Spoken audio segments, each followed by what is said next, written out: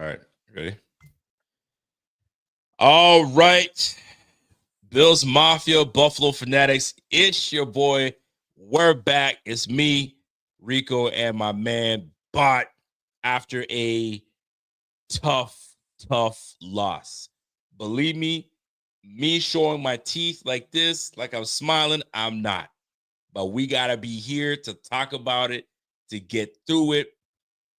Essentially, this is therapy. But I'm going to tell you right now, I'm going to be real with y'all. And Bot and I were talking before we get on here. This ain't going to be a silver lining type of show. If you are looking for that silver lining right off the rip, it's not going to be one of those shows. It's just going to be raw emotions on how we're feeling on this game, what took place, what hurt, what didn't. And it's going to be unapologetic. I'll tell you that right now. It's going to be unapologetic. So, folks, this is it, man. The Bills take a tough loss to the Kansas City Chiefs for the fourth straight time in the playoffs. Regular season be damned. It's what you do with your opportunity when the light is as bright as can be and you have the stage. And we let the ball fall, literally. The ball fell, and that's it. We didn't take advantage. We did not do enough to get the job done. Kansas City moves on to their third straight Super Bowl. And the Bills are sent home yet again by the Kansas City Chiefs. Pain is not, I don't even know what this is. I don't know if it's pain. I don't know if it's embarrassment. I don't know if it's shame. I'm feeling sorry for myself. I don't know what it is. I just don't like this feeling. And we gotta go through this for me days. I'm gonna feel like this for a while. Yeah. And now I don't know how Bot feels, but I'm gonna feel like this for days. I'm gonna try to get over it. We're gonna try to talk about it. We're gonna try to say this and that and point here and there. We just did not get the job done. It's as simple as that. Bot is emotional. Yeah. As he should be. Yeah. It's a tough loss, man. The amount of hours we put in covering this team, the amount of, babe, I can't right now because can you hold on to the kiddo right now because I got to go and talk about this team. Babe, I know we're supposed to go for dinner, but I can't. And here we are. It's tough for Bot to get into it, so I'm going to let him compose himself before he gets on the mic, but y'all can tell, man, this one hurt. This one hurt. This one hurt. It's a tough. We had an opportunity. We had a great opportunity. And this is what sports can be all about. Fourth down, 2 minutes left on the clock. It's not ideal, but you got a shot. Josh Allen, get us where we need to be to go win us the game. Kudos to the Kansas City Chiefs. They dialed up a great play. We didn't execute. We did not. We did not. You know what? I'm embarrassed. I'm sad. But you know what? I give you guys my authentic me every time. Every time.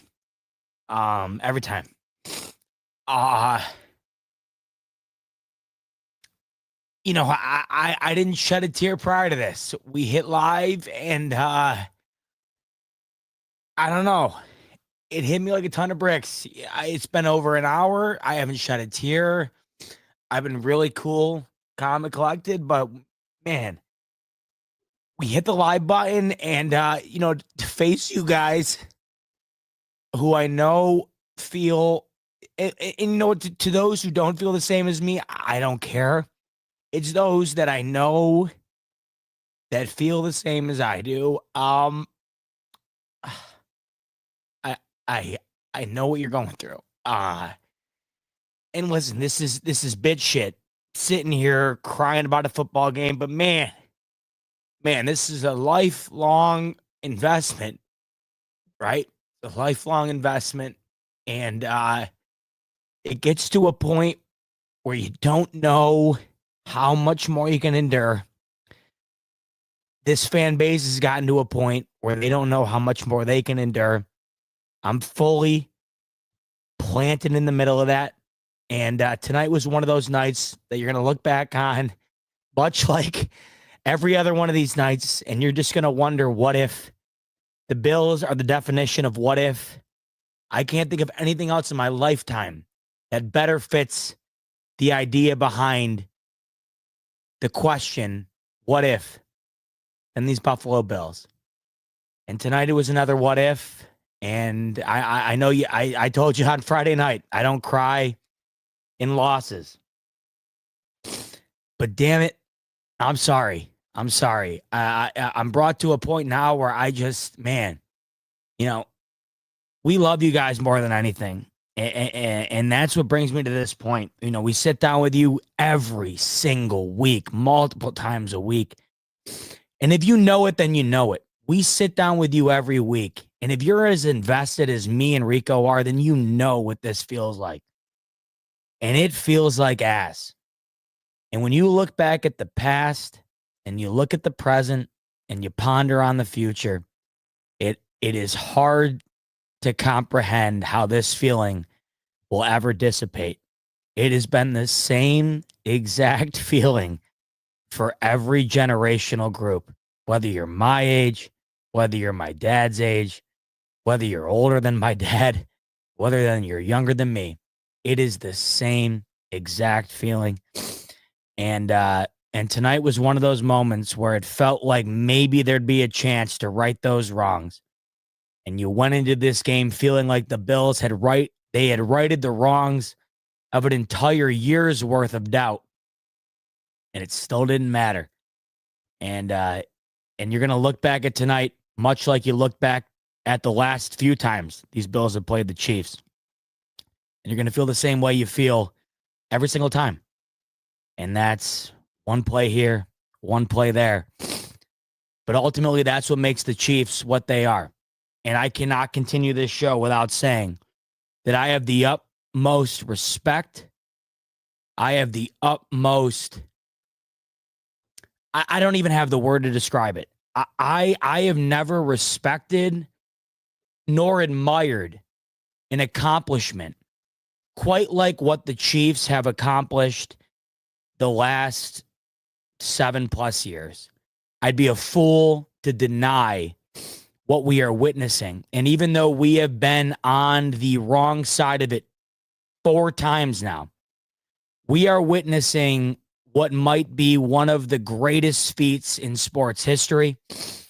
And I'll be damned if I sit here and pretend like I'm not cognizant of the fact that what these guys are doing is borderline unhuman. I was just talking with my dad before we went on air.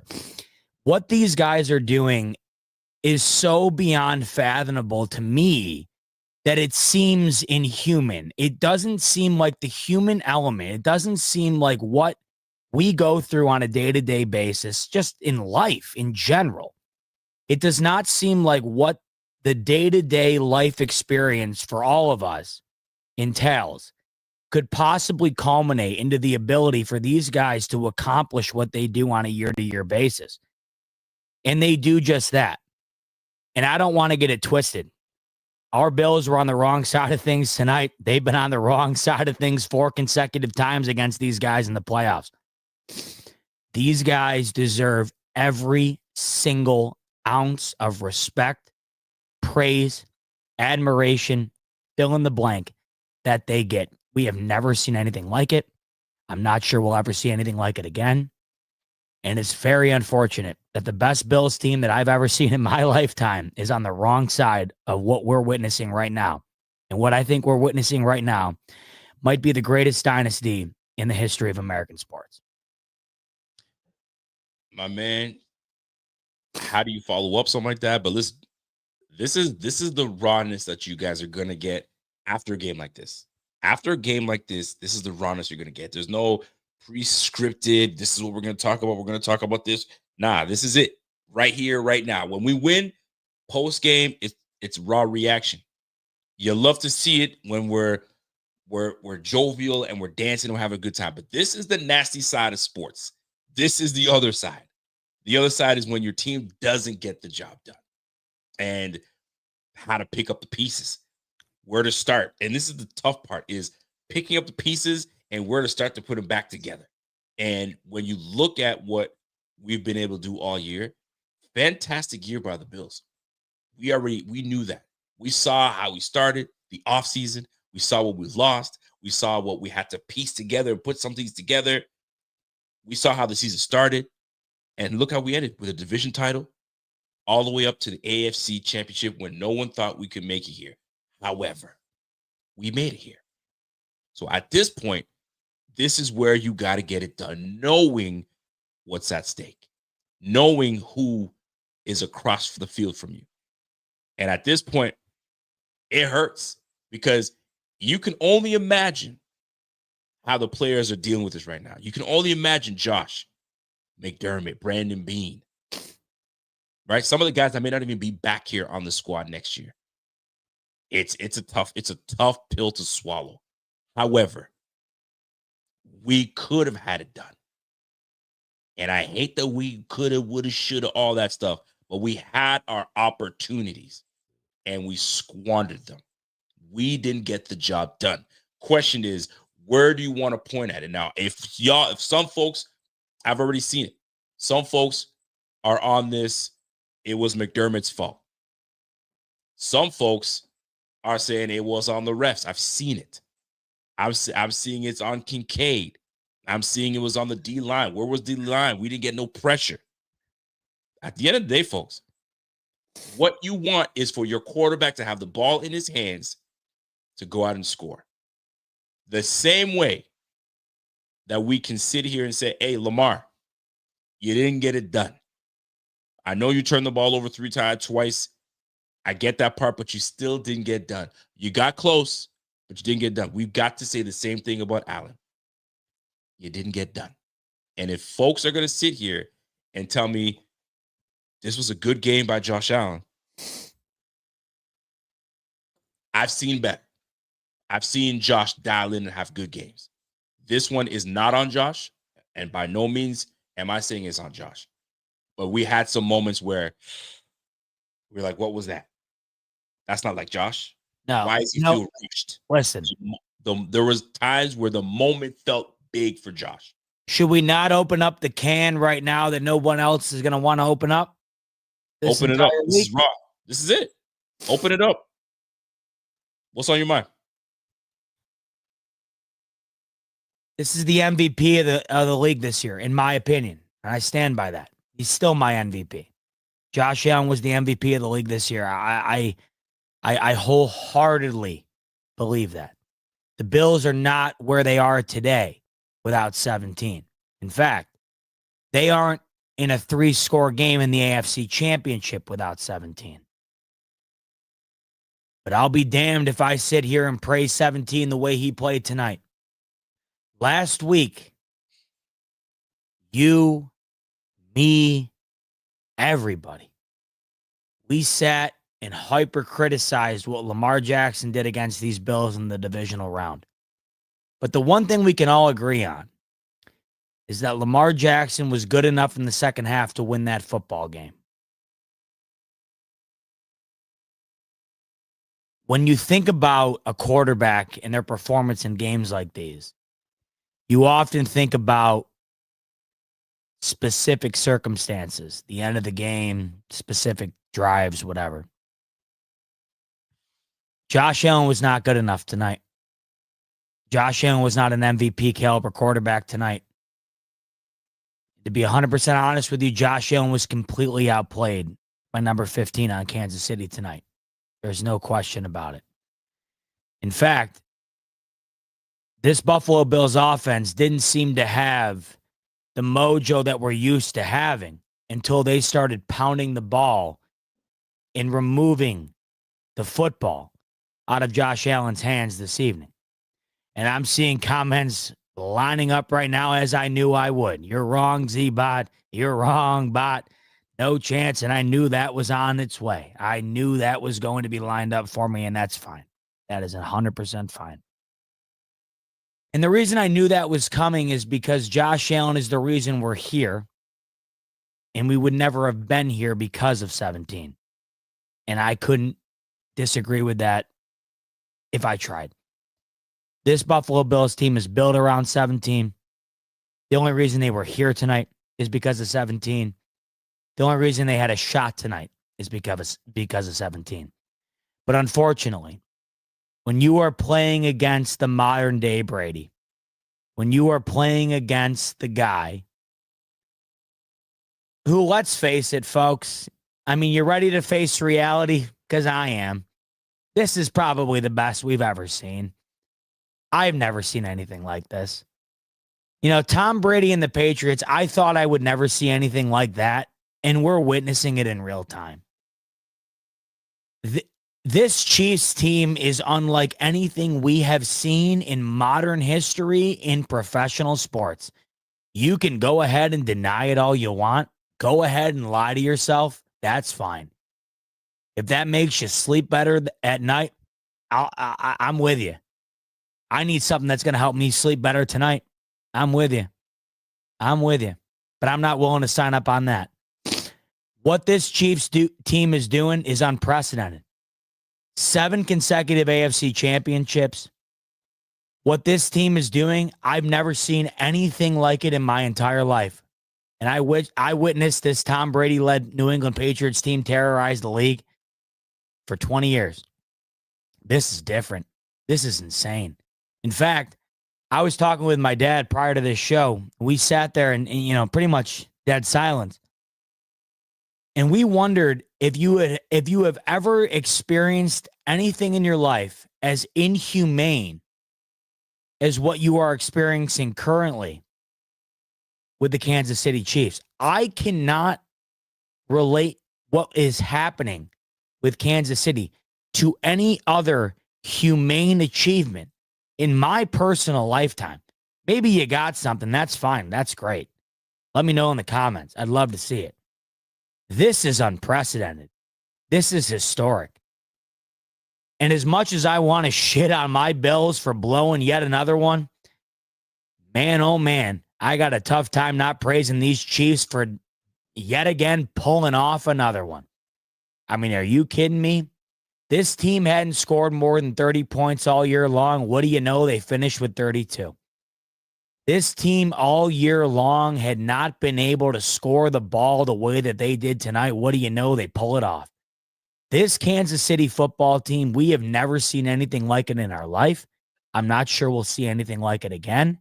And I'm 100% sure that we haven't seen anything like it prior. We watched Tom Brady. We watched these Patriots. I don't think it was this. And I think you're lying to yourself if you think it was this. This is unbelievable. I can't wrap my mind around it. I know a lot of you probably can't either. And to those who are pretending like they can't, I think you're lying to yourself. And I hate to tell you that, but I'm here to tell you that you are. Because I was in the same boat as you were, lying to myself. And that's why I feel like a fool right now. And I got somebody in the comments right now. I can see it right now. Z-Bot embarrassing himself tonight. Fine by me. Fine by me. I'm telling you my truth.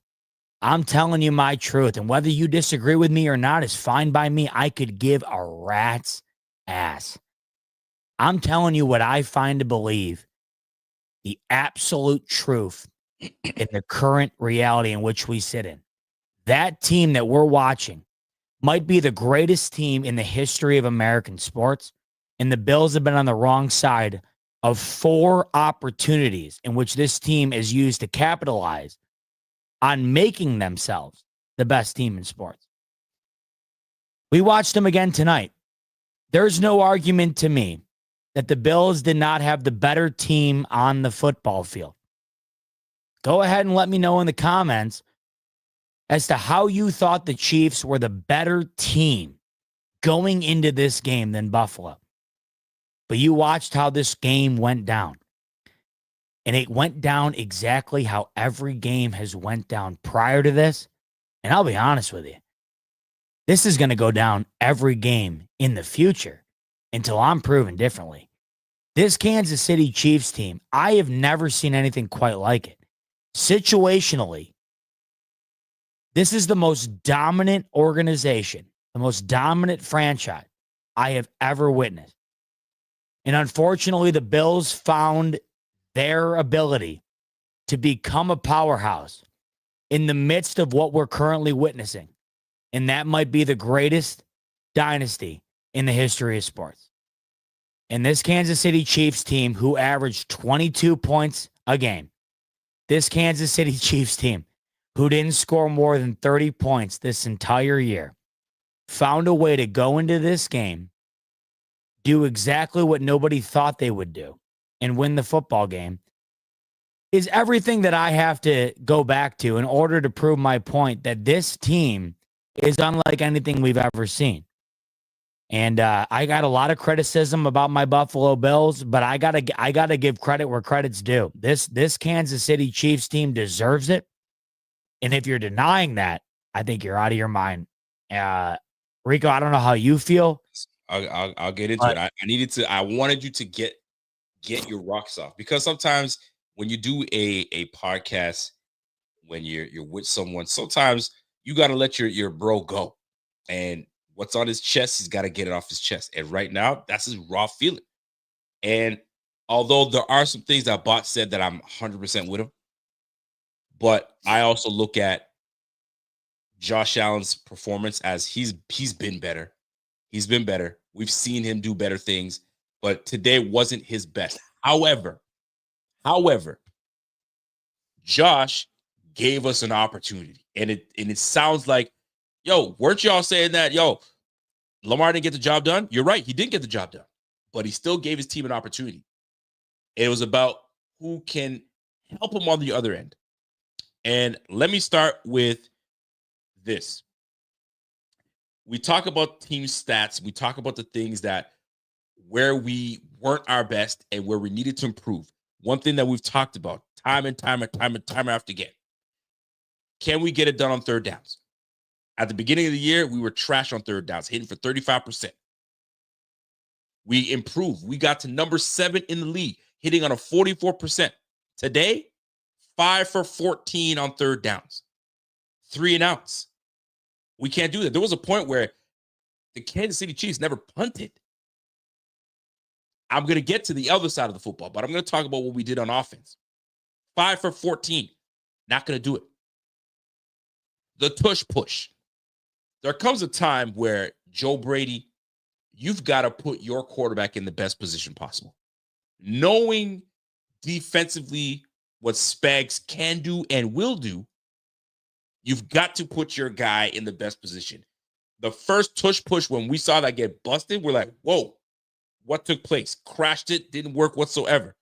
Your eyes have to be open. You've got to play a little bit chess here. But we decided not to. We tush pushed all the way through until Josh had to be Superman and jump over the pile to get it. We were being pushed around.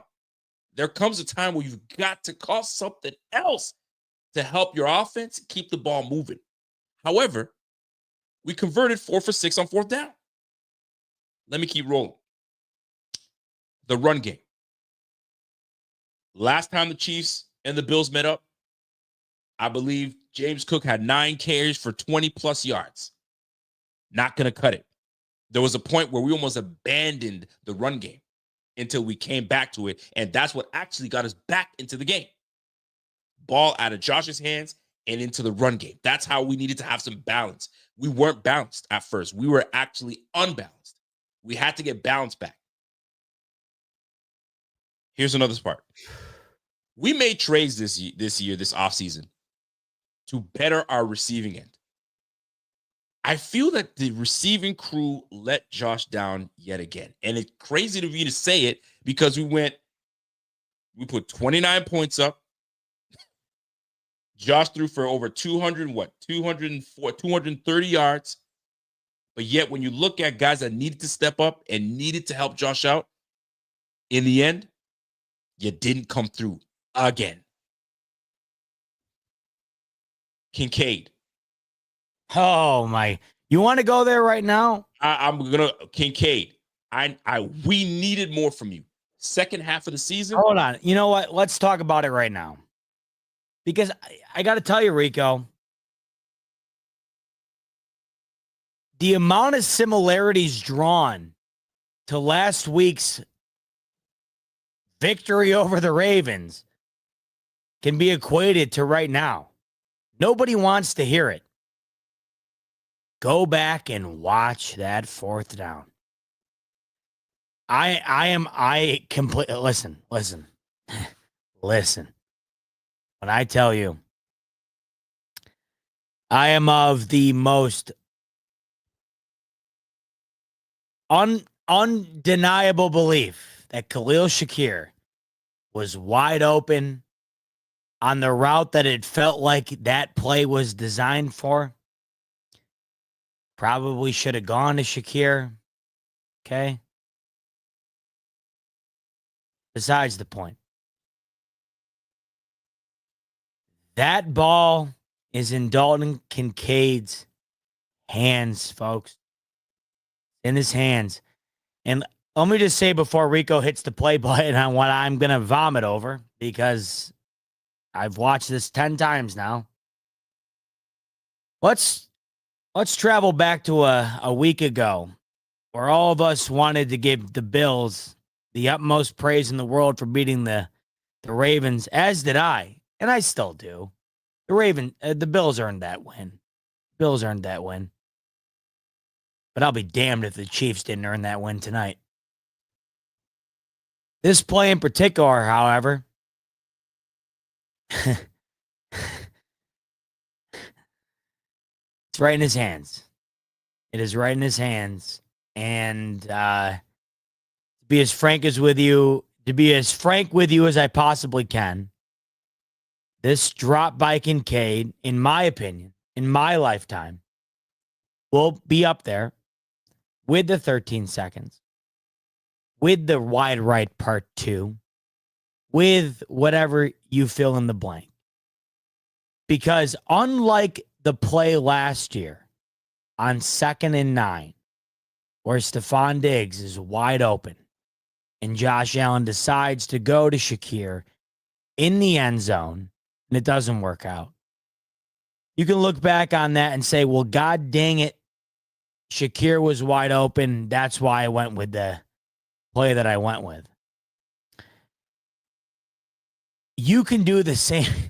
This is what kills me about this whole. I mean, it's unbelievable how everything just always seems to be the same, Rico. It absolutely kills me. But you could do the same thing on this play. So go ahead and play it. So yeah, as you can see, based on the tweet that Benjamin Solai puts out, Khalil Shakir is absolutely wide open on a play that the Bills have dominated with really forever. I mean, really since Joe Brady has taken over. Play it again, Rico, from the top. Watch your left side of your screen, okay? Khalil Shakir is going to motion into the right like he's coming in as a running back. He's going to motion back to the left. If you watch, there isn't a single defender within tackling distance if you base it on a 15-yard scheme. He's getting the first down and easily then some. Okay. Here's the difference. On that play last year where Josh Allen missed Shakir in the end zone, he got nailed by Chris Jones. And he had Stephon Diggs wide open. Nobody's denying that. To this day, I wish he would have hit him. But he had Shakir wide open. This play, he had Shakir wide open. But here's what it all comes down to. He hit Kincaid right on the hands. And let's go back to last weekend when everybody wanted to split the blame between Mark Andrews and Dalton Kincaid. Well, Bills fans, it's your turn. It's your turn to decide whose blame deserves the lion's share in this game. Because Dalton Kincaid had that ball in his hand. And if he catches that ball, it's field goal range minimum. But we know what happens beyond that. The Bills run the clock out. And at the very minimum, they go to overtime. Dalton Kincaid dropped that ball flat out. And as poor of a performance that I thought Josh Allen had in this game compared to what I thought he would have, it's kind of like Lamar last week. And a lot of people last week, including myself, thought that the blame was equally on Lamar as it was Mark Andrews. And I feel the same this game as I felt the prior game with no bias involved. But if we're talking about this play specifically, that ball is in Dalton Kincaid's hands. So as we go throughout the offseason here,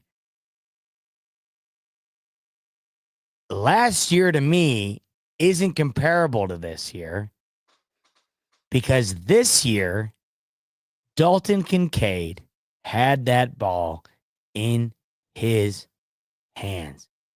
And Josh Allen, would I have loved to have seen the ball go to Khalil Shakir? Yeah. But he was under pressure on two guys where he was either going to take a sack or get rid of the ball. And let's be completely fair here. He got rid of the ball when he faced that pressure. The ball was entirely in Dalton Kincaid's hands, and he dropped it. Now, I said this on Twitter. Of course, the top comment is, oh, so it's Dalton Kincaid's fault that we lost the AFC championship? No. Sorry to break it to you, but it's not his entirely. It's not his fault entirely. But he owns his fair share.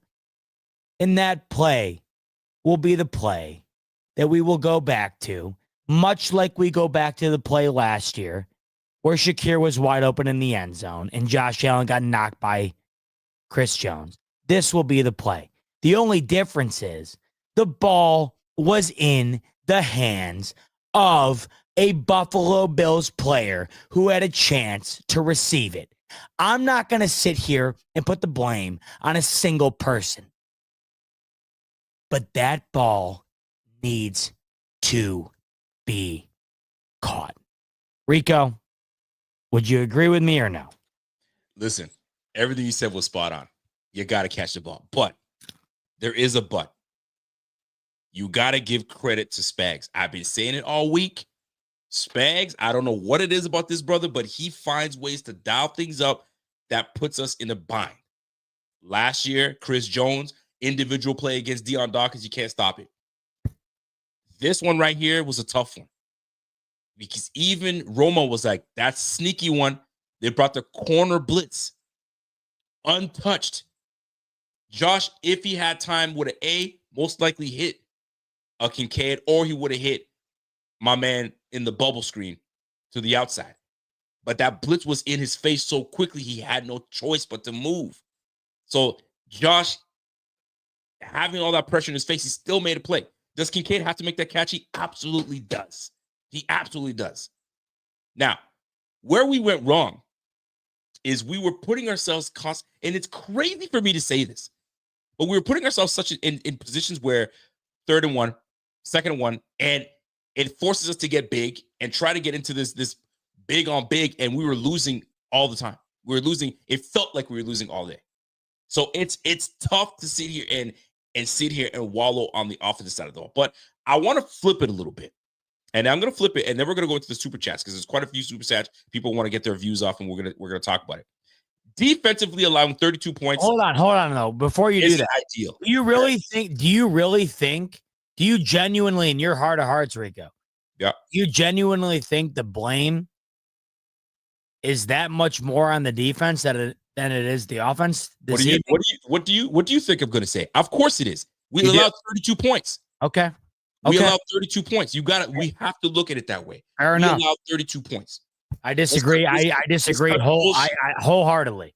Defense allowed 32 points.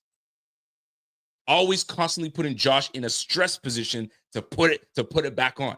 Now, did the defense do enough? They got the stops we needed. Listen, that last stop that we forced them to a field goal, great job defense. You gave the ball back to your quarterback. That's your job. But we allowed too many. There was a point where Pat Mahomes was 11 for 12. The only incompletion came from a big-time breakup by Christian Benford. Then Christian Benford goes out. The minute Elam comes in, all hell breaks loose. Defense is now having to compensate for a terrible Elam. Boy, I wanted everything, all the things that we all want for Elam. I want him to be that guy. Lockdown corner, this, that, the third. This guy's a bum. I'm sorry.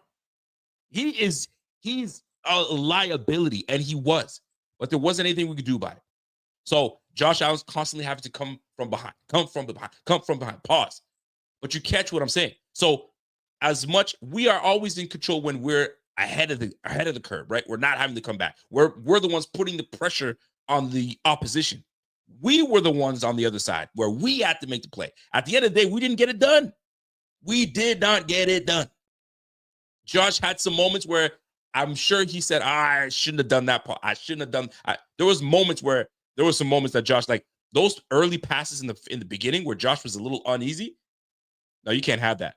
There was so many times Josh was throwing to his receivers where they're having to turn themselves, catch the ball from here because they're a little behind. It wasn't his best moments, but he made sure that we were always in the game. Always in the game. But the defense, where was the pressure?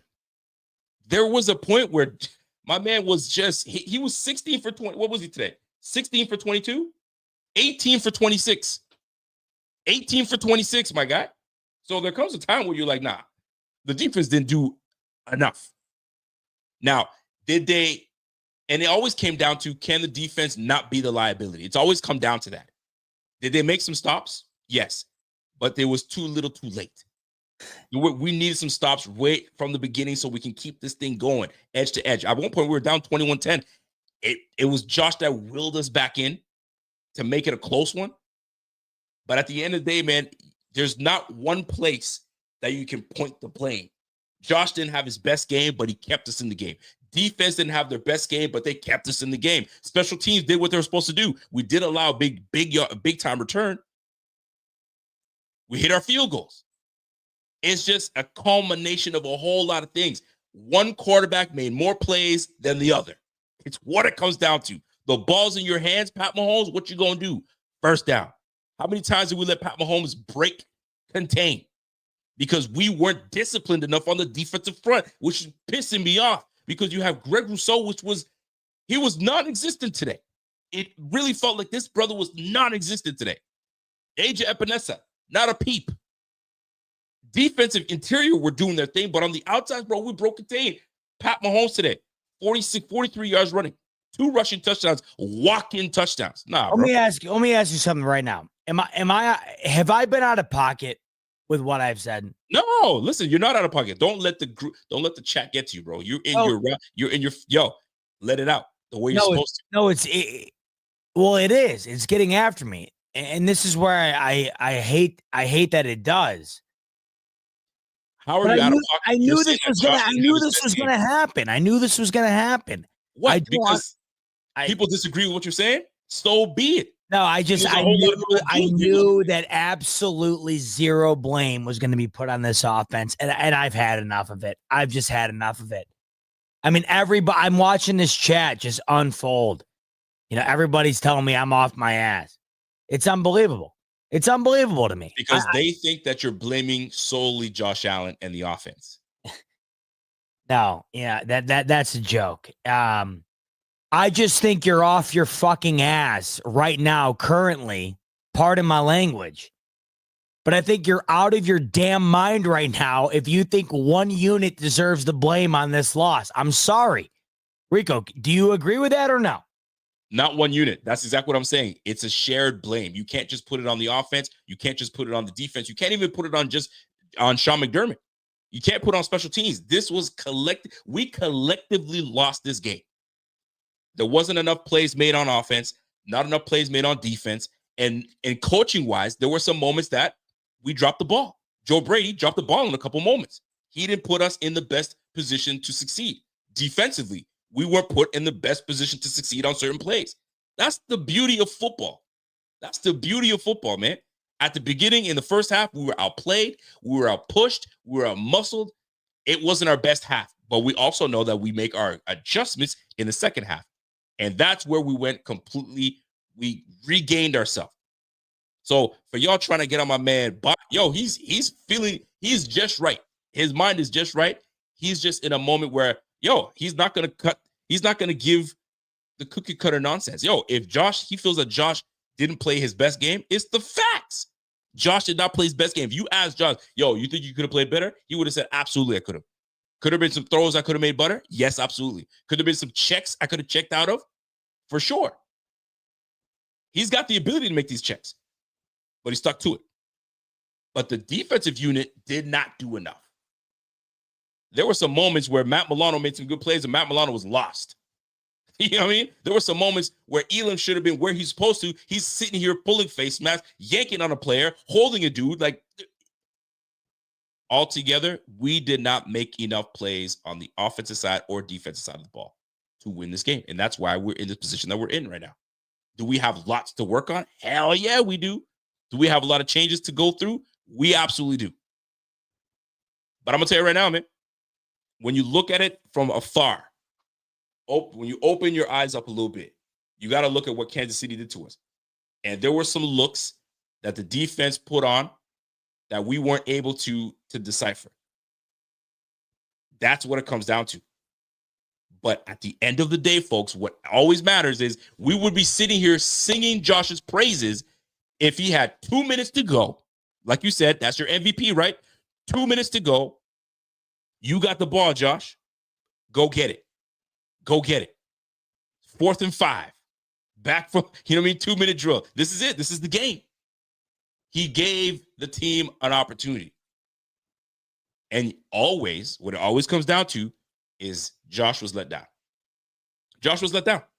It's as simple as that. Where the hell was Amari Cooper today? We've been crying for this attention. We've been crying for this brother to show up. They didn't show up. Where the hell was Keon Coleman today? Like, where was Keon Coleman today? Couldn't tell you. We potentially had a first down on Kincaid's reception to go. It was like 3rd and something. Could we have did he cross the line? Perception. One ref saw one way, another ref saw another. We move on. But we still had opportunities to get over the hump. We didn't. What really sucks is that we're 0-4 against Pat Mahomes. We're 0-4. That one hurts. That one hurts. I mean, shoot, I wasn't old enough to really feel the pain in the 90s. I mean, when you're just you're 8, 9, 10-year-old, you don't feel the pain. You just know your team lost. All right, bet. I get it. But I'm going to tell you this, man. When you look at how this game turned out, we were 1 game away, 1 play away to keep it rolling. We just couldn't get over the hump. But it's a collective loss. There was not, at least last year you can say, shoot, Dion, man, if you just hold your block, Josh is hitting that wide open Khalil and we good. This one, there wasn't, if you did it, this was everybody. This was everybody. I'll tell you this is the worst I've seen the O-line play. I've seen better play from the O-line. Josh Allen was pressured quite a few times today. Off his mark, right from rip. Right from the start of the game. He was pressured tremendously. He was hit 8 times today. Josh Allen was hit 8 times. We got ourselves onto Pat Mahomes, but just not enough. Not enough to really do a difference. Spagnuolo is that guy, man. He's that dude. And we just couldn't find the best plays to beat that defense. Like, that's got to be Josh. Like, there were moments where you even tweeted it. Yo, did you not feel rushed on that 2-point call? Like, that he rushed that 2-point call. I don't know what was going on. Two-point conversion going for it. We go for it. Quickly, we get stuffed. So there was a collective reasoning as to all the things that went down. But I'm not going to sit here and say, yo, the refs messed this up. I can't take it. I'm not doing this. Nothing to do with the refs. The refs did not do anything wrong with the situation. Let's keep it all the way real. The refs called it the way it was supposed to be called. It was actually quite even down the middle. So we can sit here and boo-hoo this and boo-hoo that. We didn't get it done. We didn't get it done. We got to keep the same energy for Josh Allen and this offense that we have done for Lamar Jackson too. We didn't get it done. So now they gotta gut check themselves and look themselves in the mirror and say, yo, what more can we do? Where did we go wrong here? We didn't make enough plays. Kincaid, you didn't make enough plays. The one guy I can say that matched the energy to get the job done was James Cook. When they gave that brother the ball and they let him get going, he's the one that kind of gave us a little bit of juice and a little bit of life. You saw it. You saw the way he stretched over that goal line just to get it. Incredible play. So there were some good moments in this game, some solid moments. But it comes down to, hey, did you make enough plays? That's what it comes down to. Look at the time of possession. We had the same, if not the same time of possession. 30 minutes and 32 seconds for the Bills. Actually, we won the time of possession. We won the time of possession. 29-28 for KC. Penalties, 6 for the Bills, 5 for KC. So don't talk to me about the refs, man. There were some calls that could have went against us and vice versa. So, folks, there's a whole lot of stuff that we could talk about. All right. But we just didn't get it done at the end of the day. It's what it comes down to. We did not get enough done. It's that simple. And we can cry about it. We can do all the things. It's a tough loss. It's a tough loss. Anybody trying to lose like that? Bro, I was so determined. I was so like, this is the year. I know a lot of y'all were like that too. This is the year. It can't be. The hardest path to get to. We beat the number one of the top defenses in Denver, top defenses the Ravens, and an offense that can score points. We're here now. We're about to face the Kansas City Chiefs. We match up so well against them. We got this. They're making up plays. And we won the turnover battle. Took the ball away. But yet, Kansas City got the job done. And it sucks because now we got to go into the offseason going, golly, man, how are we going to deal with this? What are we going to do? Go back and watch this game. I bet you when you rewatch this game, you'll be like, God, look at that. Look at that. Oh, we could have did this. Why did we run this play? There were some moments, man. But let's not say that we got pushed around and we got beat hard. It wasn't like that. It was a close game right to the freaking end. Right to the freaking end. And we had an opportunity. We just didn't get it done. We just did not get it done. This is the beauty of sports, man. It's the beauty of sports, man. There's some moments where you're up this high and you're this low. It's painful. It is painful. Now, we will get back into certain chats, but we got a whole lot of super chats that we got to get to. Some people they got comments to make, and this is where conversations can go in all sorts of directions. So we're going to start with our guy, Thomas Strong. Says, yo, all that hate and Josh still couldn't close. GG's, good luck next year, boys. That's from a KC fan. Is it, man? He's talking about Bills hating on ain't nobody hating on nobody, man. We wanted to win the game just as bad. I mean, we're going to talk our talk, but at the end of the day, you saw it.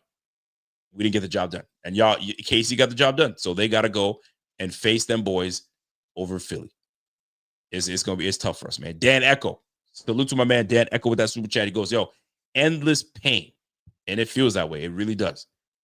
Josh Allen looks sick during presser. We blew multiple opportunities, genuinely asking the folk. He says he's genuinely asking, what do we have to do to get over the hump? Is McDermott not the guy? 5 years of Allen's prime left. God bless Fanatics. Rest easy. And that's a question that I was asking myself this offseason. Is McDermott the guy? And if he doesn't get it done, what do you do with him? And I was like, McDermott, he's got to get it done this year, especially if he has an opportunity to go against Andy Reid. And lo and behold, 4 losses straight. What does Pagula do about that? And I've said this before, and I'll say it again. Pagula wanted Pat Mahomes as his quarterback. McDermott was the one that said, bro, trust my process. We don't need a quarterback this year. We're going to build this defense. Let me get myself a corner. We're going to trade our pick to y'all, to Kansas City. They end up picking Pat Mahomes. We get Josh Allen the next year. We're happy. But guess what? Pat Mahomes is going to his 3rd freaking Super Bowl straight. And guess what? He's beaten the Bills twice to get there. 3 times. And now we're at a 4th. What the heck do you do as a GM, Brandon Beane? What do you do as an owner, Pagula, when you keep losing to the same team, but the coach that you have currently is the one that made you decide not to go after that quarterback? Now, I get it. Would Andy Reid with Pat Mahomes, maybe if it was with the Bills, could it have been the same? Who knows? I don't know. But the point is, he's over there now. And we lost 4 times. So what do you do with that? Do you bring Mahomes? Do you bring McDermott back knowing, all right, man, listen, McDermott wasn't supposed to have a good year, but he had these boys winning 13 games. Yo, kudos to McDermott. What are you talking about? You bring his ass back. Or, bro, Andy Reid, great coach, fired. Schottenheimer, great coach, fired. Because there's something about him not being able to get over the hump. So what does one do with McDermott in this case? They've got things to talk about in the offseason. My guess, he comes back and they run it back. But what changes? That's the problem. What changes? Because if you're going to bring the same mentality, same philosophy back, and you got to run through KC again, are we trying to go 5 straight? Bump all that regular season talk. 5 straight in the playoffs? Bro, this was the year we should have got it done. We didn't. So McDermott's got to be looking at himself and, I let my team down. Did I prepare enough for these boys? It's a whole lot. But you want to add, or we can go to the next one? I'd love to add. I mean, I feel like every time I add, somebody's got some bullshit to say in the comments. I don't quite understand. Listen, man, we love the comment section. We love what they have to say because they're tuning into us. But it's got to be good discourse. I mean, they're gonna have some, so that's why you gotta fight back, and you know what I mean. Let them see where your stance is. But what say you on McDermott? Comes back, returns. Are there parameters where, all right, you're on the hot seat though? You come back, you're on the hot seat. What do we do with him? This is where I'm like completely torn down the middle, because this Chiefs team hadn't scored more than 30 points all year long, Rico. They Correct. just scored 32. I mean, I think Benford getting pulled out of that game was massive. I mean, you had 2 crucial penalties on Kaiir Elam, no doubt about it. But once again, it feels like I had told you all week long, it had felt like the team that hit 27, Rico, was going to win the football game. The Bills put up 29 and they still lost. So this is one of those rare games. I go back to the 13-second game, and I go back to last year. And I feel like the considerable blame could be put on the defense. This game in particular, in my opinion, I feel like it's a collective effort. Like, that's just where I'm at. I feel like it was a collective blame between the entire team. Now, if we're focusing on McDermott in general in this game, I don't know. I go back to where I've pretty much been for every one of these matchups. Mm-hmm. He's been good enough for 90% of the game. But it's ultimately come down to those 10% differentiating plays that have ultimately determined the outcome. This game in particular, though, Rico, I'm not going to lie to you. Here's where I stand. Josh Allen and the Buffalo Bills offense that we've had the utmost respect in, really. I mean, we have been riding the coattails of this offense all year long. Yep. They had the ball with 3.5 minutes left, and they did not capitalize. In fact, they did not come close to capitalizing. They turned the ball over. I know Dalton Kincaid dropped the ball, and we'll be remembering that for the foreseeable future here. But at the end of the day, does it not feel like this game came down to the hands of the offense of the Buffalo Bills and they just didn't convert? I mean, I know the previous games before this game felt the opposite. But the Bills had the ball in their hands, Rico. And I think every Bills fan going into this game would have signed up for Josh Allen to have the ball in his hands with the opportunity to win the game at the end. And that's exactly what they had.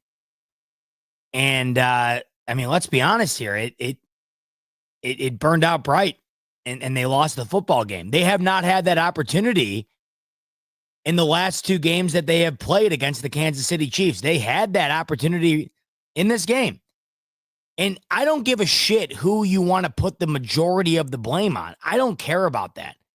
The fact is, all of these games prior to tonight, we wanted to put the blame on one specific group, and that was McDermott and the defense. Tonight, I feel like the blame could be shared pretty much throughout the entirety of the team. Facts. And if we're looking at the end of the game, the past two games, Rico, all we wanted was the Bills offense to have a chance at the end, and we got that tonight. Yep. And we saw how the outcome resulted. So I'm sitting here right now looking back on it, and I cannot help but come to the conclusion that the way that game came to an end was a result of the collective effort of the team more than I sit here and think that it was the collective effort of one particular group. How do you think? You're coming along now. You're coming along, right? Because that's how I'm feeling. There were moments where one unit didn't do enough. And you can't push it more on one side, can't push it more on the other.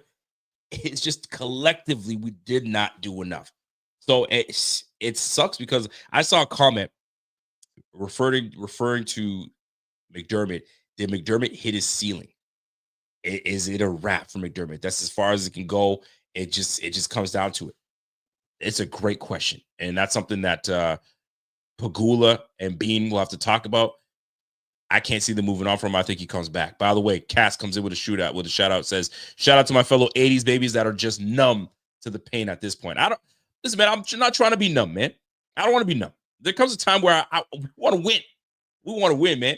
But sports is nasty this way. Listen, Utah Jazz had some quality players in that squad. They had some quality players, but at least they made it to the dance, right? We haven't been able to get over the hump to make it to the dance. But I bring up the Utah Jazz because Karl Malone had an ample opportunity to try to get some down. But Jordan on the other side was doing his thing. And right now, we're watching Jordan right now do his thing. He's doing it. Whether you want to call him Kobe right now or he's Kobe, that boy's an icon. And he's doing it. And Josh Allen has to sit aside and wait till it's his turn. Problem is, Father Time is on your ass because every year is different. Some might say we overachieved this year, and maybe we did. Next year, we can't assume that we're going to be right back in the same position. That's why you hear these guys say it's so hard to get to this position. AFC East, bro, last time we were there, one can say we weren't ready. We were too young. But you had everything you needed, experience, the same crew. Most likely, go get it done. Not there. Just didn't get enough done. And it blows. It really does blow. Richie Fresh says, yo, can't do this anymore. He says, this should be damn near impossible. Embarrassing. McDermott's time has come. Get out. Allen had the ball with 3 minutes left, but McDermott defense should never be in position to do that. Pierre's on this train too. So what he's saying, he says, talk to me about what Richie's saying right now. Do you feel what Richie's saying? I don't know. I mean, I really can't get a pulse of where everybody's at. I feel like I say one. 50-50. That's the thing. They're split down the middle on this. Yeah, but I feel like if I give any blame to the offense, I'm getting absolutely crucified for it in the comments, which I think is ridiculous because I think that it was this to me is as equal a blame of a loss as the Cincinnati Bengals game was a couple of years ago. I mean, yeah, we finished by a 3-point margin and the Bills had the ball offensively with a chance to go and take the lead. But you look at both sides of the ball here. I mean, who really flourished, Rico? Anybody? I mean, you look back at this game, and Mac Hollins is the guy that you focus in on the most in terms of a guy that really rose above what the expectations were. Facts. Josh Allen, to me, he did not hit that MVP caliber guy that we thought he was in this game. The defense did not match what I thought they were last week. And let's be honest, the Chiefs nailed exactly what they've been in every big game the last couple of years, really.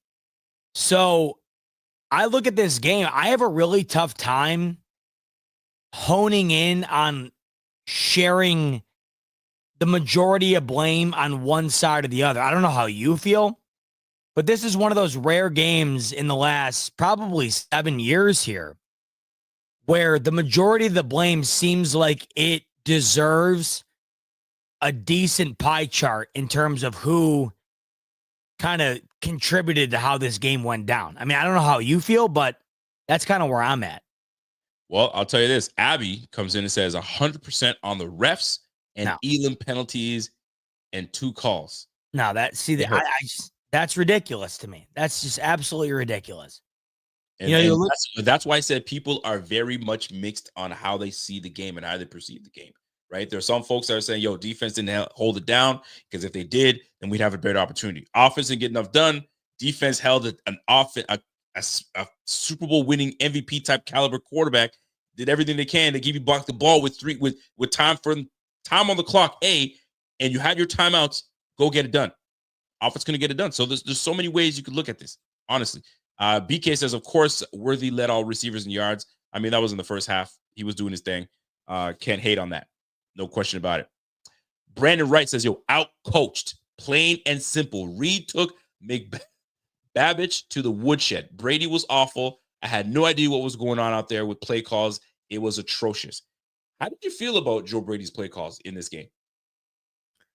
Play call selection in certain positions that he had us in. I'll tell you this. Before you jump into that. Yeah. We had a play of 25 yards. There was a stat. I don't know if you heard it, but that one play that we had, our longest play was a 26 yarder and a 31 yarder. Excuse me, that's wrong. Mac Hollins for 34, and we had Kalishkin for 24 yards. Those 2 games, the 2 playoff games, the last 2 playoff games that we played, Kansas City Chiefs, we were always at 15 yards and below. 15 yards and below. We were never over 15 yards. That one play for 34 yards that's the biggest play we made against this KC team. That's problematic to me. We didn't go vertical. There were times where we just kept it to dinking and dunking all the way through. There comes a time where you gotta take your shots, and we had some opportunity, but we didn't capitalize. So to say that we got our coached, there were some moments where we didn't execute, whether it was a bad play call, bad run fit, all of that. You can name what you want to name. It's just there was some rough moments in this game, rough moments. But to say atrocious, we had some moments that it wasn't our best. I'll say that. But touching on the coaching, I know you touched on it earlier, so I don't want you to double back. But looking at offense, because I want to stick to the offense a little bit. Do you feel Joe Brady put the offense in good position? Were there some calls where you're like, okay, that was a great call? Or did you feel that he was struggling to find a rhythm for his team? I thought Joe Brady in totality was better than last week. I thought the second half for Joe Brady last week was one of his weakest performances that he has had as the offensive coordinator for the Buffalo Bills.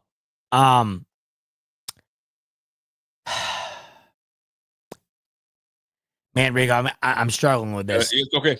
Listen. Let me say this. Go ahead. When does it come? When does the point arise?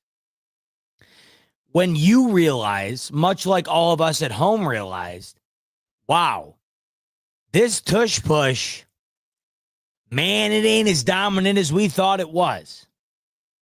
When do you kind of go off the beaten path and run a little trickery out of that? When do you run a little deception out of that? When do you kind of go into that exact same situation where everybody's expecting the tush push and you hit him with something nobody thought was coming? Because we can talk about this game until we're blue in the face, right? But we have not really honed in on the exact moment of the game where it felt like everything collapsed, and that was the Bills' 4th and 1 in the fourth quarter to continue their drive and potentially go and put this game away. Now, we can sit here and go nuts about whether the refs got the call right or not. I'll be honest, in my opinion, I thought Dalton Kincaid had the first down. But we had not seen a team defend the tush push as well as the Chiefs had in that game all year long.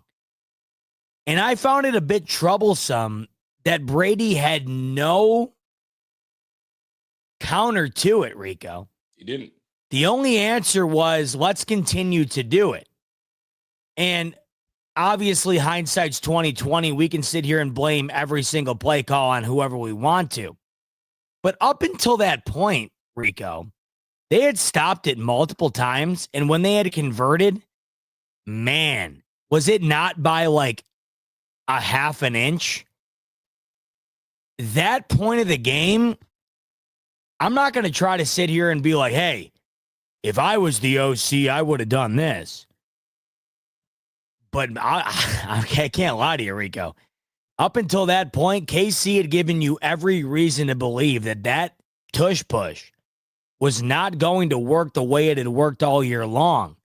And they had no alternative to it, including just running it to the right side. KC was they were stacking the equivalent of Buffalo's left side of the box. They didn't even attempt to go to the right side of it. And we can go back in this game, and I will tomorrow, and we will all week long, and find the moments that really felt like the Bills lost this game. Right. But man, is that not one of the biggest ones? And it felt like in that moment, they just kind of went back to the well, Rico, and they had been proven all game long. Man, that might not be the best way to do it. I mean, how did you feel about it? Well, here's the deal. It's a tough one because that drive was a 9-play drive, and we gained 29 yards. 29 yards, all right? And it started like this, right? 5-yard penalty. Okay. We're at 1st and 10. James Cook does his thing. We're at 2nd and 1. There was a fumble. We recovered it, right? Then we get the ball. We're getting balls at 3rd and 1. We get to 4th and 1. We got stuffed. This is what the crazy thing is, right? So -1 yard, Ray Davis, when he kind of fumbled it and he got the ball back. You guys remember that part. Then it went to, okay, it's 3rd and 1. Here we go, right? These are the moments that we got to do better. Ray Davis, you can't fumble the ball right there. We need to get the first down, baby. Let's go. Fumbles it. We get the ball back. It's 3rd and 1. Josh, up the middle for no gain. Now we're 4th and 1. How many times did it feel like we got into 4th and 1 position? This is where Josh Allen stuck the ball over the top. Yeah. That's the first down. Here we go. First down again. James Cook, 2-yard run. We're 2nd and 8. Jones, this is when Chris Jones got hurt. We get a 5-yard reception by Khalil. Okay, we're 3rd and 3. Back to short distance again. Right? 2-yard run. Josh Allen passed to Kincaid for 2 yards. This is the one that most folks are talking about. Did he get over? Was he not? Y'all can debate that till the cows come home. It's 4th and 1. Now you got to get it done because we didn't. And right after we failed and gave the ball back to the team, mind you, I said that on purpose.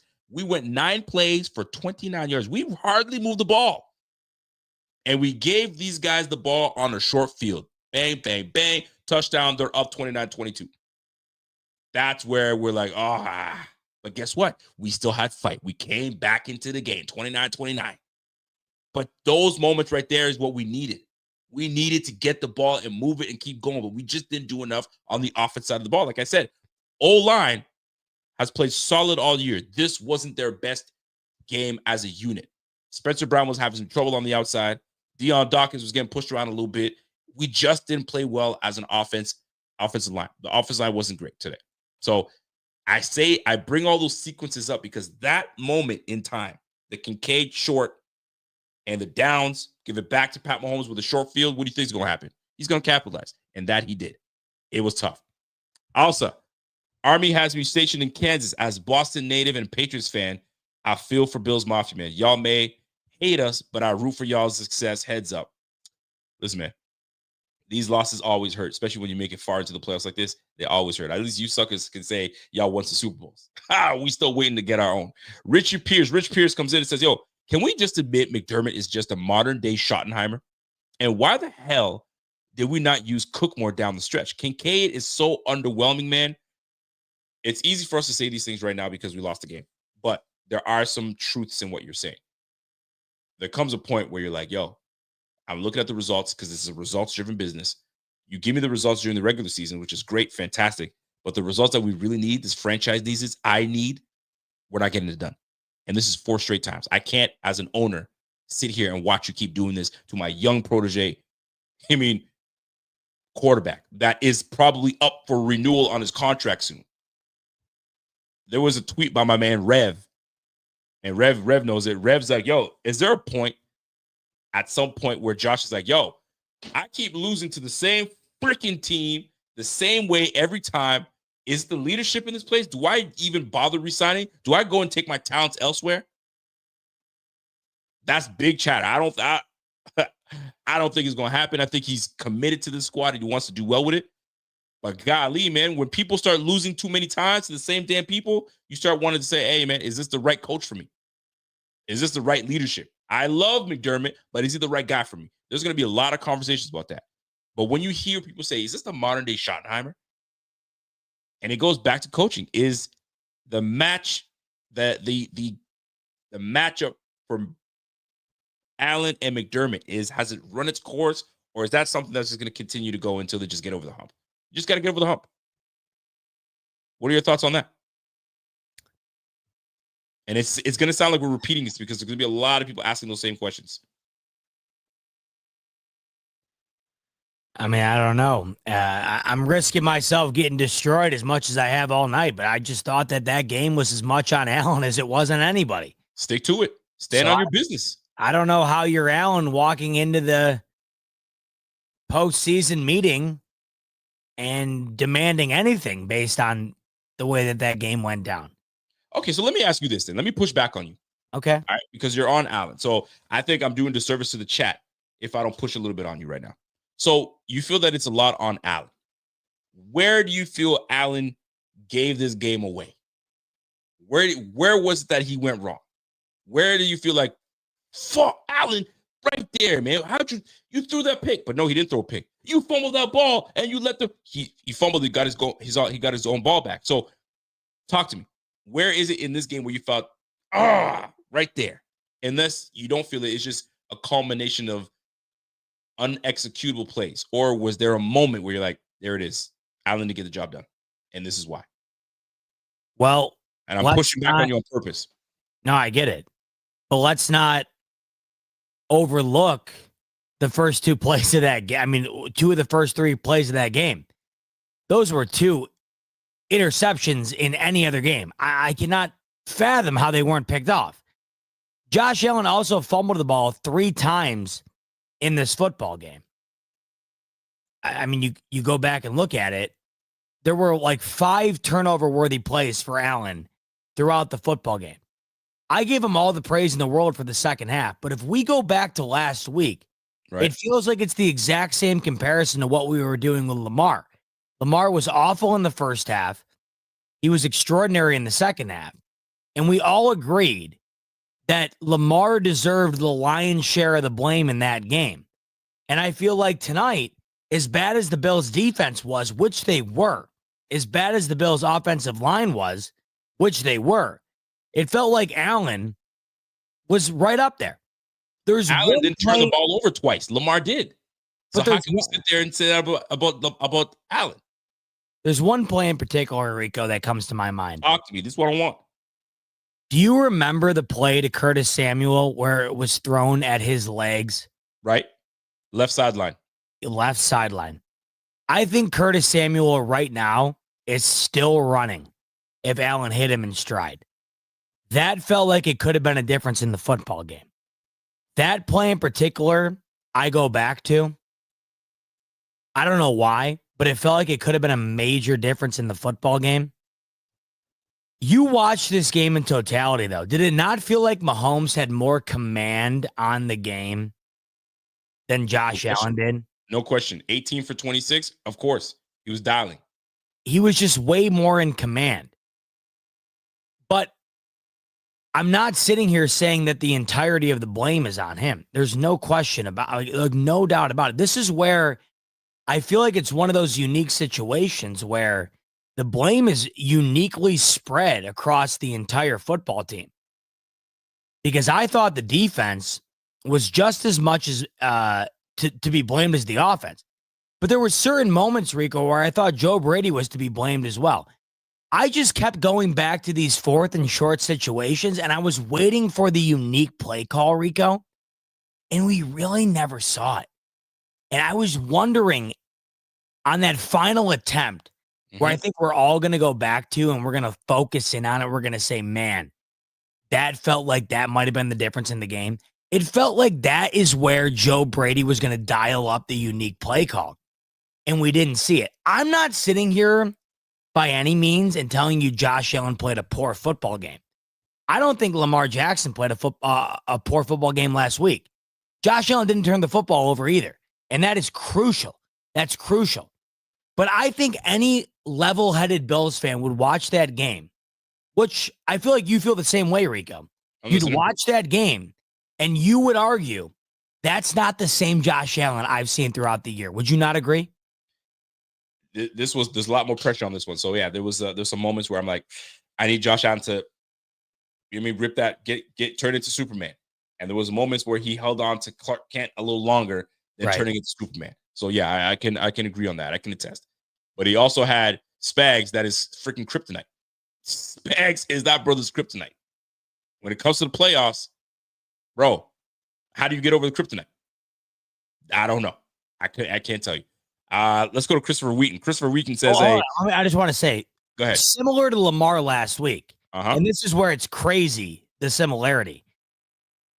Mark Andrews dropped the Lamar Jackson ball to tie that game. Yep. Dalton Kincaid dropped that ball to potentially tie or win the game for Josh Allen. This is where it's almost like an alternate reality, Rico, because it felt like Josh Allen had that team in the right space to either win or tie that game at the end. Right. But much like last week, it just didn't come to fruition. There's no other way you can put it. It's a tough one. It's a tough one. And that's why moments like this happen. Christopher, what's Chris Wheaton saying? To me, this is coaching. They outcoached us when it mattered, period. I'd love to be a ref merchant, but part of the game is what it is. Coaching with 3-point games. Love y'all till next year. Hey, listen, you can blame it on coaching. You can blame it on the player. It's a tough loss altogether. Richie Fresh comes in. McDermott defense is implodes again and can't adjust to Mahomes running more than Josh and 2 TDs for him. I don't want to hear rebuild or Elam, etc. It was there for the taking, and they imploded again. I can't put it on the defense, all on the defense. We gave the ball back. That's all we asked for. The team could have easily let these boys go up 7, and now Josh has got to try to run his way back and try to tie the game. Nah, they held these boys to a field goal. The defense initially did their job in the end. Gave the ball back to Josh. Do what you do. We didn't get it done. And that's exactly what it comes down to at the end of the day. Zachary Cap. What up, Zach? Zach comes in with a super chat and says, hey, thank you, too, for making this year so fun. I cried, Z-Bot. I get it, so much emotion with the team. No one believed in us, and it's all over. Love you guys, and thank you so much for all the fun and dancing this year. We would have wished we were dancing on this one, brother. But it wasn't in the cards for us. Scott Dubs. Respect to the Bills Mafia for this one. Chiefs win. It's a good game, man. It's a tough game, man, but somebody had to lose. Unfortunately, it was the Bills, and yeah, you hate to see it. Adventures with Smile says, yo, I didn't think I could come back this year after last year. I love this team and BF too much. The game explains for itself. Players, refs, coaches. It's a culmination, man. It's a combo of a whole bunch of things, man. Rich Pierce, Josh isn't getting any younger. TikTok, bro. He's probably thinking the same thing. I put my blood, sweat, and tears into this. I changed my mentality. I don't turn the ball over. I turn into a different quarterback. I didn't go crazy this year. I played within the system, and we got as far as we could, and I still can't get the job done. What more? He's probably asking himself, what more can I do? I went crazy. You mean turnover crazy, Josh, and trying to put my team in the best position? All right, let me change my philosophy. Let's not turn the ball over. Okay, we got pretty far this year. Still can't get the job done? What more is it? Is not enough talent? Is that what it is? Got to find out. We got to find out. Thank you, Travis Calloway, for that super chat. We got another one coming from my man, Mikey. Says, Rico and Bot, I want to thank you for everything you do every season, but I'm done with the NFL. What is the point of the season if this is what it comes down to? 100% the NFL is rigged. Boycott. Nah, I'm not. We're not sitting with that. We're not sitting with that. Cats. One of the most heartbreaking aspects of this L was that it was the opposite of that overtime game where Josh is just sitting on the sideline. We got the ball back with time on the clock, and yet we lost. And this is where I stand. Bro, we can't sit here and blame. At the end of the day, we didn't get it done. We had the opportunity. It's not like Josh didn't get the ball back, so you never know what would have happened. No, Josh got the ball back this time.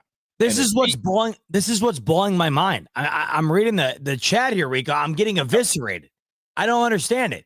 Out of the last few times we have met these Chiefs, I think everybody would have gone back and said, hey, if Allen would have touched the ball last, it would have been a different outcome. Right. This is what the exact outcome they had this time around, and it was not a different outcome. I don't get it. I genuinely don't get it. Here's the thing. People tend to, when they love a player so much, they tend to not want to hold them accountable. What you're doing and what we're doing right now is holding Josh accountable. But the only thing that is the caveat here is we can't hold just Josh accountable. You got to hold the other guys because they all didn't do their part. But he is the franchise player. He gets paid $250 million plus. He's the MVP. You got to do your job and get us there. Simple as that. You got to do it. And we had to get to 4th and 5 for us to have a chance. If we're really doing it, we're not getting to 4th and 5. We're converting. We're moving the football. We're keeping this team off kilter. We're running. We're passing. We're doing that. But we just didn't execute. We didn't execute because we wouldn't have had to go to the 4th and 5. Right? 3rd and short, we got it. Convert. Let's go. But how many times were we in 3rd and short and we were struggling? How many times we have to go to? We went 6 attempts on 4th down. 6. I mean, how many attempts did we do all year? I'd love to know how many we did all year. I think we did probably 12 attempts of 4th down all year. They were 28 of 30 on that tush push going into the game. 28 of 30. And how many times have we had to go for it on 4th down? And how good were we on 4th down? I don't think we've ever turned the ball over on downs. Maybe once. We went 6 times on 4th down. That's insane. Somebody look at the stat for me if you can. Let us know. But let me go to Jim here. Jim says, my favorite pod of the year. We appreciate you, Jim. The Cry cast has arrived. +1 in turnovers and can't get 1 yard when it counts. He's right. Allen isn't clutch like Pat. 4 L's when it counts. Ain't luck. Go Chiefs. Sorry, Bot. Had to say it. Bot, he's talking to you, brother. What do you say about that? I mean, there's not a whole lot. I mean, he's dead on. He's dead on. Literally, the Bills are the only team this entire postseason who had won the turnover battle and lost the game. Yep. What else can he say? Really? Simple as that. It's as simple as that. Richie Fresh is not on Allen, but he looked off from the start. Yeah, Allen was. He just was. I mean, listen, pressure gets to you, man. It's the AFC Championship, but this is where Allen has to fall. You got to dig deep, bro. You got to dig deep. You got to get it done. Those passes early on in the game, I was like, what the heck was that, Allen? You almost two picks in the same series. First 2 plays. His first 2 passes. What was that? And there were atrocious throws. Bam. You're lucky they didn't pick that shit off and take it back to the house. Just saying. My My man Trix comes in and says, yo, all these postseason runs make me realize our GM is not as great as we think. Almost no return on early round draft capital and a mediocre free agent signings. Listen, he can have a point, because if one were to look at what Kincaid was able to do this year, I feel that Kincaid was absolutely underwhelming. His rookie season, you had a lot of promise. This year, whether you want to call it a sophomore slump, which I don't like this whole sophomore slump nonsense. You have full year of experience in the league. This is where you got to step up and come through. He had a very underwhelming season this year. Elam, absolute bust. I wasn't sure he was a borderline bust. This guy is absolute bust. Absolute bust. Sick of it. Like, that was a bad pick. A bad pick. Right? So you can get on Brandon Bean for the picks. Keon Coleman, we're about to find out. This brother, he disappeared. So it comes to a point, it's like, okay, so what are we doing here? He's the big time go get it receiver, but Josh and him can't get into the same accord. So is it on Josh? Josh is not accurate enough? Like, I just don't get it. Got to get it together. Got to get it together. Dylan, I want to be upset, but I ain't. I mean, I can't see why you can't be upset. Be upset, brother. I don't know why you can't. You should be. Travis Calloway, what did you want Allen to do exactly? He put them ahead multiple times. The second half, this shit as defense, and McDermott, again, couldn't stop no one. I disagree with that. Because what you want at all times, listen, let me tell you something. The Bills are, let's just say the Bills are up the way Kansas City was today, and they gave Pat Mahomes a minute 33. Who do you feel more? Wouldn't you feel confident if you're a Chiefs fan? Say, yo, you gave Pat a minute 33 and he's down 3? You would have said, I love my chances. The defense did what they needed to do. They made that stop. They stopped Josh Allen from getting a touchdown. They stopped him going to 3. I was clapping my hands saying, sweet. Josh has got the ball. Let's roll. So how can you sit here and talk about the defense? Yeah, we left 32 points on, but that's a what are we looking at? That's a dynasty team you're looking at. You got Andy Reid, you got Pat Mahomes, and fam. Like, what you want? It's not like you're playing a Bo Nix. You playing that dude. He's nice. That's what happens. I mean, shoot, we got lit up by the Rams. 44. We got lit up by the Lions with 40-plus points. But the Chiefs only put up 22 points a year. Y'all know all good and well it's about matchups. It's about matchups. And it's not an excuse, it's just the facts. The minute Benford was out, they pounced. And they took advantage of it. And we didn't have a counter. Sorry, we didn't. And it's just the unfortunate truth. It's just what it is. Let's go to Todd Tobin. What's Todd Tobin saying? You want to get this one? Yeah. Todd saying, strange, but I have become numb to losing to the Chiefs in the playoffs. Sucks. Went through the 4 Super Bowl losses. These Chiefs playoff games are worse. Love the content, guys. I mean, this, like I told you on Friday, This is my lifetime's 4 Super Bowl losses. I mean, I know it's not to the same degree. I know the stakes weren't as high, but the Bills just became the first team in NFL history tonight to have one quarterback lose to another starting quarterback 4 times in the postseason. So yes, to Todd's point, this has become my lifetime's 4 straight. I mean, there's no other way to put it. No other way to put it. It is definitely a tough one. Let's move on to the next one here. Here's one for you, buddy. You can take this one. I'll read it for you. You can just answer. Zbot, I disagree. The level of competition against KC is lopsided. Very few teams have the competent organization and QB to beat Mahomes. I mean, I'd say we do have a competent organization and QB to beat Mahomes because we've done it in the regular season, but where it matters most is the playoffs, and we have not. But don't say that we don't have a competent organization nor quarterback, because we do. That's what hurts the most. You know the Bills have the best situation to beat the Chiefs. You know they have the best quarterback to do it. You know they have the best overall organization to do it. And beyond, Knowing that, you have every reason to believe that based on the regular season. This is why, like Rico, the fact that they had 21 points at halftime, that's where you were sick. Because you knew this team hadn't scored more than 30 all year. Right. And you're thinking to yourself, 21 at half. They scored 21 the last time we played these guys. How am I not supposed to believe they don't have 10 more in them in the second half? So, in reading this, I still firmly believe the Bills are the best organization in the league currently that gives the Chiefs the best run for their money, that gives them the most competition. That's what's the most frustrating, the most saddening part of the whole experiment. They still can't do it.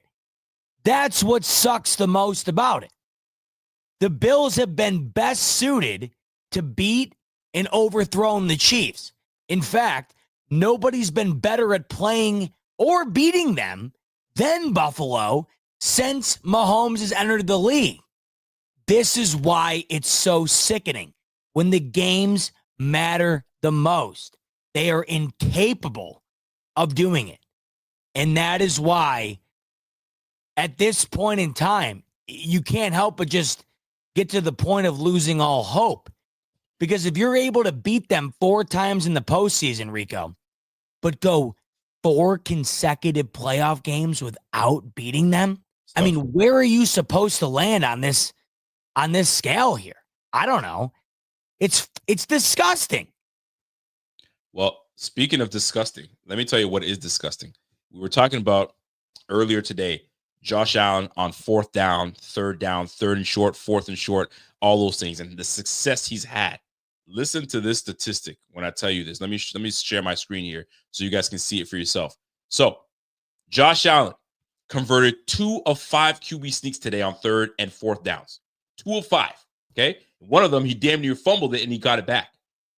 It's the most sneaks stopped, 3 versus any quarterback in the game since 2017. Hear this out.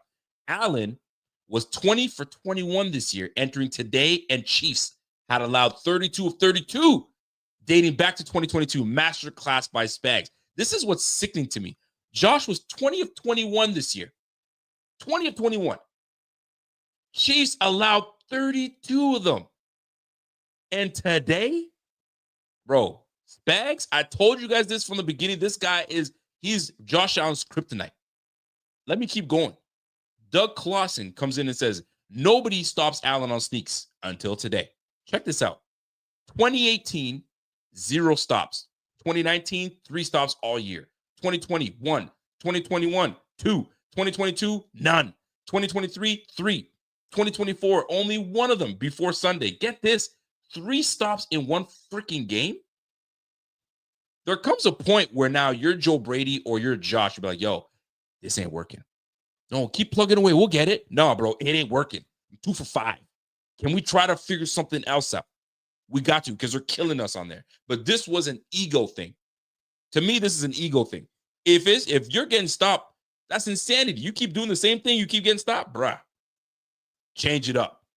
You know what I'm saying? Alec Anderson with a pull. What happened to Duo? Duo couldn't work.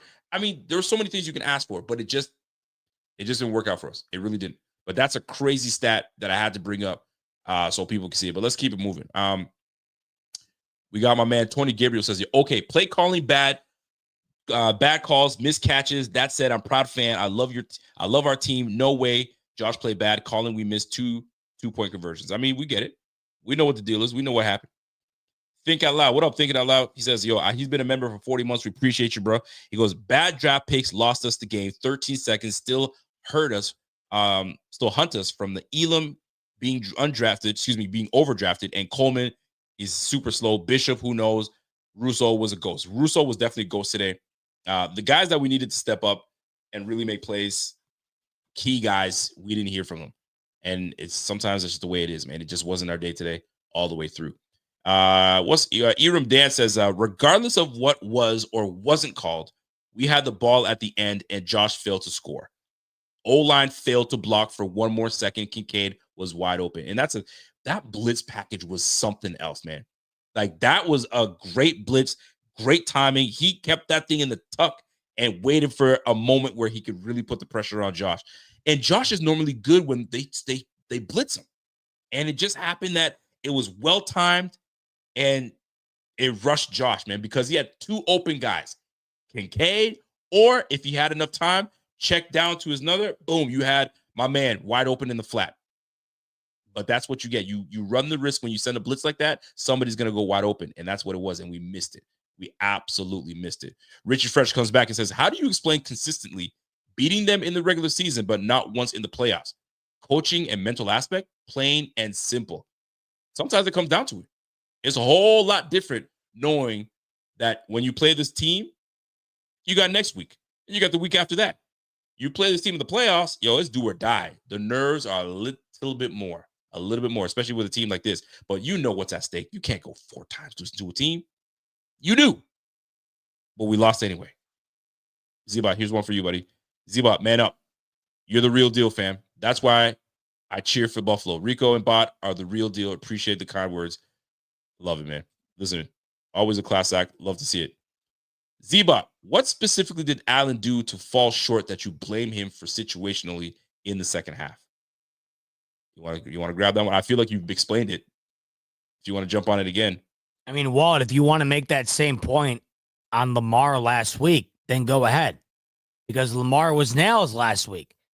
Lamar was good enough to win that football game for the Ravens last week. But you noticed right off the bat tonight, Josh Allen had 2 of his worst throws of the year in succession on his 2 first throws of the game tonight. There were 4 throws in this game that I can recall where Josh Allen blatantly put the ball in harm's way for no reason, in a way that I hadn't seen all year long. I mean, Rico, you can call me nuts, and that's fine. But man, can you remember a time all year long where Allen was putting the ball in position to be turning it over the way he did tonight early on? I don't know. It seemed like he came out of that game completely rattled. I don't know. It was blatant to me. Maybe it wasn't blatant to everybody else, but it was blatant to me. I don't know. Second half, guys, I hate to break it to you. The reason the Bills got back in that game in the second half, they pounded the damn rock on the ground. The drive that they went down the field and scored the touchdown on James Cook's incredible touchdown, where he barely made the ball go over the line on his extension, where his knee almost hit the ground. They threw the ball 1 time. You guys know there isn't many people on the planet that love 17 more than I do. But my God, in the second half, that offense reached a new height because they were pounding the rock. And I think a lot of people, if I were to tell you that the offense was at its best tonight when they took the ball out of Allen's hands, you would have been shocked by it. That was the reality tonight. Allen was not the MVP quarterback tonight that we had viewed him to be for pretty much an entire calendar year. And they still had a chance to win, which is insane. But the running game in the second half, Rico, in my opinion, is the reason why the Bills had a chance to get back in it and ultimately win it. 100%. I got to jump on something real quick. There's a tweet out there, and they were talking about how poor the defense played today. And the evidence was defense allowing 28 first downs. Not only were they allowing 28 first downs, we allowed 28. We, on the other hand, put 22 first downs on them, but they had 28 first downs. But they were hitting on 8.3 yards a pop on passing downs. Bro, 8.3 yards a pop. You're putting yourself in great position. We're giving up too much of a cushion, right? That's the tough part. And there were moments where we knew we were getting cooked. So what did McDermott do? He changed up, and we started going man. And the minute we met man, they said, "Yo, we're number 5 at." There he is, and they went after him. So it was damned if we do, damned if we didn't. We were getting handled. Defensively, we were getting handled, man. 32 points put on us. Mahomes 4 and 5 rushing first downs. I mean, he was running with ease when he ran for first downs. With ease. No contain. He broke contain. It wasn't good. It was we had a tough time defensively for sure today. But we did make the crucial stops enough to give Josh an opportunity to win us a game, to go down and drive and win us a game. Signified knows what's up. He goes, Lamar had 2 turnovers, directly his fault, put them in a hole early. Josh didn't turn the ball over once. I'm so sick of the Lamar glazing. Bad enough I have to hear that shit on here. I got to hear it from you two as well. Listen, Signify. Sometimes you got to call Who gives a shit about Lamar right now? Signified. Go ahead. Does anybody give a shit about what Lamar did last week? The only reason we brought him up is because I think it's very comparable. I think it's awfully comparable. No, Josh Allen didn't turn the ball over like Lamar did last week. But when you went into this game, did you not anticipate that the way the Bills were going to win the game was going to be based on Josh Allen's performance? And can we be 100% honest? Keep it a buck. Josh Allen didn't have his best performance tonight. I don't know how that's a crazy take to have. And if you think that's a crazy take to have, then I'm sorry. I don't know what to tell you. I don't know what to tell you. They were their best tonight, Rico, when they were running the rock off tackle. And it's the best way I can put it. I have nothing else to say on the matter. It's the best way I can put it. And you're not wrong. I think most people, if they're being honest, and like I said, accountable, we know this. There's some people that just don't want to put any blame on Josh because Josh still was keeping us in the game. If not for Josh, then we wouldn't be. And it's right. You're right. But you can still put some blame on Josh of him not having a good game. Same like last year. Nobody wanted to put blame on Josh. They were saying, Deion Dawkins, if Deion Dawkins didn't get beat. Bro, you had the open guy in Diggs on the bottom if you took it. There's no denying it. It's just what it is. So in this game, he could have been better. He absolutely could have been better. But he wasn't. He wasn't. He was not better than Mahomes today. Period. What do we got? BK. All offseason, I was told Kincaid was the next Kelsey. Yo, Kincaid's got a lot to prove next year, bro. I'm going to be real. Kincaid has a lot to prove next year, and that's between him and Josh. I don't care. Him and Josh got to freaking work it out. The same way, like, you always need someone. This whole everybody eats was cool, and it had its moments. It really did. But there comes a time where there's got to be the guy you got to go to. Who's your guy when his push comes to shove and he comes through for you? Tom Brady, he had Rob Gronkowski. When push came to shove, you needed something. Yo, where's my guy Rob? In this case, you can't say that for Kincaid. He's got a lot to prove for next year. That's just me speaking. He's got a lot to prove for next year because this year was very underwhelming. Yeah, I know he got hurt. He was out for a few weeks. But nah, he's underwhelming. Underwhelming. You got to be better. Cameron Hayes, the Lake Erie curse is real. The suppression has got to stop. I pray these refs be held accountable and common sense will occur and justice be served. Bro, don't blame it on the refs. The refs didn't do nothing. They got nothing to do with the refs. I mean, are you kidding me? It ain't got nothing to do with the refs. Listen, that shit was down the middle. Whatever, man. I'm over. I can't even take this shit. I don't know if you feel about it. I don't feel the refs were involved in this. They let these boys play. There was a couple calls here and there that you could, but you don't let the refs have to make at this call. Get that shit and get through it. But they didn't. Eric Peak, but I can't put the Kincaid play on 17. On that play, he's got a free rushing safety coming free through the B gap. Delayed blitz on a pass rush that was already heavy and compromised the O-line. It was a great play. It was a fantastic play. Josh was able to get out of there. Any other quarterback, there's only 2 quarters that can probably get out of that. That's Josh and Lamar. Josh and Lamar, and maybe Jaden Daniels, maybe. Well, let me answer Eric Pete by saying, who put the blame on Allen on that one? I put the sole blame on that play on Kincaid.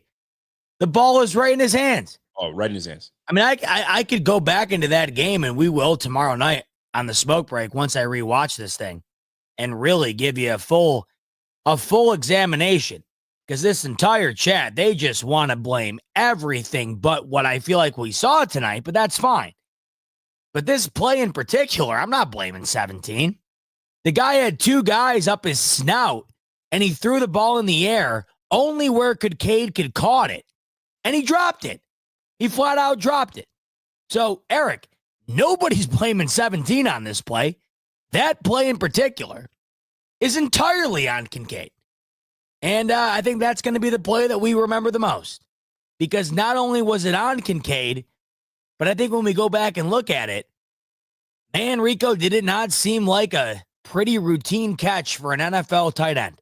Bro, that's how I saw it. You ain't got to tell me twice, bro. That's in your hands. You got to catch it. That's in your hands, my guy. You got to catch it. You got to be sick. And I'm sure he's had a presser, and I'm sure he feels sick to his stomach. But that's the way the cookie crumble, man. We didn't get it. And that's where I feel that his receivers, and I'll stand on this, I don't feel like Josh's receivers did enough for him today. They did not do enough for him today. This brother went, 22 for 34. 22 for 34, and your best receiver today was Mac Hollins. And there's no slight to Mac Hollins because Mac Hollins was your leading receiver for touchdowns this year. But your leading receiver had 3 receptions for 73, and your next guy was Kincaid, Khalil Shakir, but there were just little dump-offs here and there that ran out of bounds. There was really no threat beyond, intermediate and lower. There's no threat. Where was your threat? There was none. And this is what you get. That's the result. What do we got? I went back. Never going to be enough. Shit is getting old. It is getting old. It's getting old. Every year you got to come up. Listen, it's tough for us. We're sitting here trying to, I don't want to even say we're trying to find silver lining. Ain't no silver lining in this one. This one is where you sit, you take it, you lost that, and that's a wrap. It's over and done with. Golly, that's a huge dog. The hell is that? Dude, Blue, he's out of his mind. Look at him. Golly. It's a great game. He's nuts. He's out of his mind. He should be out of his mind. And it's getting old for real. Bot is over. He's had it as much as any of us had, believe me. Listen, Bot's over, I'm over, trust we're all over it. We're sick of it. We should be saying, yo, I can't believe we're going to Super Bowl. But we're not. Here we are. Kincaid. That Kincaid drop reminded me of the Charles Clay drop against Miami a couple years back. I also, why not run Cook on the drive? We would have won that game. Bro, shoulda, woulda, coulda. Who knows, bro? I mean, listen, look at the drive that we had. We weren't doing anything. I think they even had him on the bench. I think they even had him on the bench. Let me make sure the last drive, that's exactly what took place. Last drive of the game, a run by Ty Johnson. Ty Johnson was the back that was in. Josh Allen scramble, 13 yards. He ran for that 13-yarder. That's right. Josh Allen incomplete pass to Shakir, couldn't complete. Josh Allen incomplete pass to Curtis Samuel, terrible. And then Josh Allen to Cooper for 5 yards. I thought he was going to break away on that one. No dice. And we're back to fourth and 5. Bro, James Cook, not involved in that one. Not involved. It's tough. One of your better players on the offense. I can't believe it. We didn't get him involved. It's a tough one to swallow. Let me go to Wolfgang. What's up, Wolfgang? Says, yo, when is Bean going to stop trading with the team that beats us? Our pick wasn't even active for the game while theirs is getting TDs. Bro. Yeah, I think we all went back to my rant on that Worthy move tonight, didn't we? Hey, he was an ultimate move, and he was an ultimate difference maker in that game. Like I've told you before, I would never take him over Coleman based on the needs of Buffalo, but this is what it all came down to me. Big plays. When the Bills faced the Chiefs, what was that going to look like? And regardless of what the Bills needed and what the Chiefs needed, we always knew that if the Chiefs took Worthy, it was on the Bills' dime. And you could argue that Worthy tonight had the most effective game he's had as a Chief. And that's just one more candle on the cake of unedible sickness that I think we witnessed this evening. No question about it. Bills don't have that big game on the line playmaker on defense. I've said this before where you need that dog. And have you heard me say it before? Where is our dog that's a difference maker? If you look at Kansas City, they got 2 of them. They got Chris Jones on the line. That is a menace. And they got a lockdown slot corner in McDuffie. Right? They can count him. McDuffie will travel. Chris Jones affects the pocket. Yet, we still did enough to try to win this game, but they do have that. Now, do we have enough that affects their side of the defense, their side of the offense? Some might say, hey, Milano's there. He's a dog. Is he? Is he still that dog? We lost one of the biggest dogs, is Benford. Taylor Rapp, not here. But we can't make these excuses, man. We did not make enough plays and enough stops on defense to get to do enough, right? And I say that we made enough to give it back to Josh, but we didn't do enough for us, right? We were punching the ball out. We were doing everything we could for the game against Lamar Jackson. We just didn't make enough stops. 28 first downs is wild. We can't do that. 8 yards a pop passing the football, can't do that. Kyrie, I don't even want to get to Kyrie Elam, bro. But it is what it is. That boy, I'm sick for that guy. Eric P, big issue. Bills average 171 yards rushing in the playoffs. We got away from the run in the final offensive series. Cook, no runs. Not much for Allen on the ground. KC was susceptible to the run most of the year. And it's situational, man. It's situational ball. We're down 4. What are we, down 3? We're down 3. We got a chance to go out there and do what we need to do. We didn't get it done. Can't go any more than that, brother. Dalton has been Dawson of old. Kyer needs to be cut immediately. Team finds ways to lose. Chiefs ways to win. At the end of this, what it comes down to, you got to find ways to win. You got to find ways to win. They made enough plays down the stretch in order for them to get their team in field goal range, and boom, there you go. But we made enough stops to try to stop that. I'm getting sick and tired of repeating myself, man. It's just what it is. We are where we are. We are where we are. Mitch, Led Robster, my guy, with a big super chat. We appreciate you, and you know it's always love. Folks, these super chats that are coming in, you don't have to, but the fact that you are and you want us to interact, that's what we're going to do. We appreciate everything that comes through. Mitch, my man, the Led Robster, comes in and says, "Bot, I think back to your comments on Penn State being a team in your life that never can take the next step. But I think they will next year. Well, here we are again with the Bills. We won our worst draft pick, hard schedule, and no ring. By the way, BF is still the best YouTube channel out there." I mean, this brother said a few things, man. Bob, you want to take this one? Talk about Penn State not winning. Does it feel like the Bills are the same way as Penn State? Where it just feels like they're never going to win anything. What makes you think they ever will? Then I don't know what to say. Honest to God, I feel like every time I open my mouth tonight, it's just crucifixion. I don't know what to tell you guys, okay?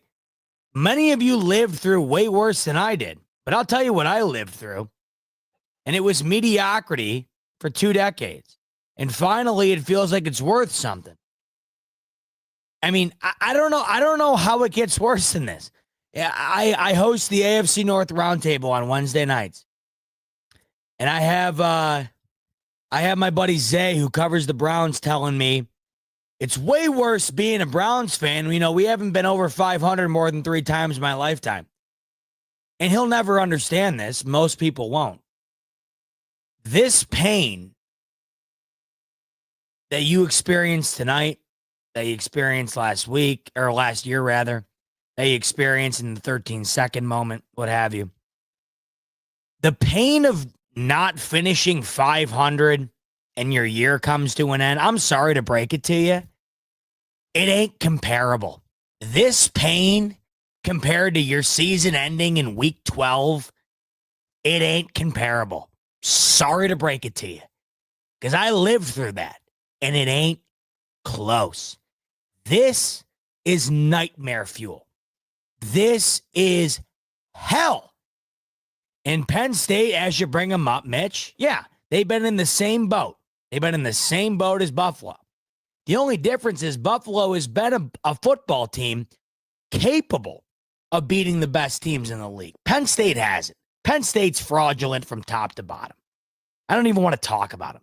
Penn State's one of those teams where they're top 10 because of their recruiting class and because they're in the Big Ten and they beat the hell out of the first 7 weeks of their schedule. But when it gets into the meat, right, Michigan, Ohio State, whatever, they always completely piss themselves.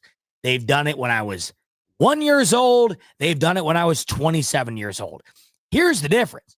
The Bills beat the Chiefs in the regular season. They beat the Ravens in the playoffs. This is what's the most frustrating aspect of it. The Bills have proven to you time and time and time again that they are good enough. But when it matters most, every single time, they have proved to you that they're not good enough. And that is the ultimate difference. It has been the same in 1991 as it is in 2025. You can find all of the differentiating factors that you want, but the circumstance all comes down to one commonality. They have never found a way to be different in that biggest moment. It's been 30 years plus, and they have never found a way. So what makes you think they're gonna find a way? They never have. They didn't this year. Why, in your mind, do you think they're going to? Because we convince ourselves every year that they're going to. We convinced ourselves this past week they were going to. What's it going to take moving forward for you to believe that they're actually going to do it? I'd love to know. That's where I'm at. I love that. And for everybody telling me this, that, and the third, I do not care. Because if you know, you know. I don't know what else to tell you. Have you lived through it or haven't you? I mean, the amount of people tonight that seem to have no situational awareness to what it means to be a Bills fan is blowing my mind. I don't get it. I don't get it. You satisfied with this year? Congratulations to you. I've had it. Sorry. Hey, you ain't got to apologize for shit, man. Get it off you. That's what you call say it with your chest. Body's sick of it. He's done with it. It's the same results every single time. It's like, okay, what next? What now? What am I going to what am I as a content creator? And that's for every content creator out there, how we go into next offseason saying, all right, here we go. What did we do last year that we could avoid from last year and try to do this year? Holy crap. We've tried to avoid everything. And we're back again doing the same crap. Where do we have to shift? I'll tell you right now, most folks are looking at the top dog, the head coach. Something's got to change. There was a stat that was out there. I don't know where it's at, but they were actually, I can tell you right now, we're talking about coaches that had to be let go or it wasn't working out for big time quarterbacks. Peyton Manning. Let's talk about Peyton Manning real quick. Let me just open my stuff up real quick so I can kind of give you an idea. Peyton Manning, when he started his career, he had what? Jim Mara. I don't think Jim Mara was known as an offensive coach. Or if he was, it wasn't a very good one. What do? They move on from Jim Mara. So once they move on from Jim Mara, what happens? They get Dungy. What were the results when Dungy came through? You know what it was. Wins. So you find out that maybe, just maybe, it's not the defensive coordinator. And maybe they need an offensive-minded guy that's got it. Who knows? Because think about the teams that are winning these championships and who's leading the way, who the head coach is. Just take a look. Take a look at your last Super Bowl winners. I can't even tell you when the last defensive-minded coach won the Super Bowl. Was it Billy Belichick? Was that the last time the Patriots won it? If not the Patriots with Bill Belichick, who's been? And I'm genuinely asking. I'm just on the top of my head. Most of these guys are offensive-minded coaches. When you have a juggernaut like Josh Allen, bro, something's got to give. Something's got to give because right now, it ain't giving. You know what I mean? These young kids saying, it's giving. It's giving. It ain't giving nothing right now. It's a piss off right now. Coach has got to sit back and say, yo, where the F did I go wrong here? What did I do? I thought I did everything right. Be more aggressive. They used to say I was conservative. Then I stopped being conservative. Y'all can't say I was conservative this year because I wasn't. I was aggressive. All right. Joe Brady, you got control. Hey, Babbage, you got control. McDermott's trying to change things up. He tried. Still the same results. So then what? What is it? This is what's killing me, Rico. The amount of people tonight, oh, Z-Bots had a 40 in him. Oh, my God, Z-Bots loaded. How about giving a shit? You ever thought about that? Have you watched the same shit that I've watched the last half decade? You guys can sit in here and tell me this, that, and the third. I don't give a shit. But I'm gonna be here to set the record straight for you. If I'm sitting here and giving adequate criticism where it's due, and you're sitting back there on your high horse telling me that, the blame should be put on me because, I had an extra cider tonight or whatever the hell. I don't know where you guys are coming from. What do you guys want from this team? Think about it. Because this team is the best I've seen in my lifetime. And it's resulted in the same exact outcome as every other year has. I don't know what you want me to come on here and say. What do you want Rico to come on here and say? Hey, patty cake, clap it up for these Buffalo Bills. Another satisfying year. Hey, I know 2000 to 2020 wasn't the greatest, but hey, how about them Buffalo Bills giving the best effort they could have in that AFC championship? Hey, tip of the cap to those Bills for giving an adequate effort in that AFC championship against those Bills. What do you guys want? You want to progress, or you want to stay where they're at, or continue to fall down the totem pole? I don't know. But it seems like a lot of you don't give a shit. It seems like a lot of people that I'm reading tonight are satisfied with what we saw tonight.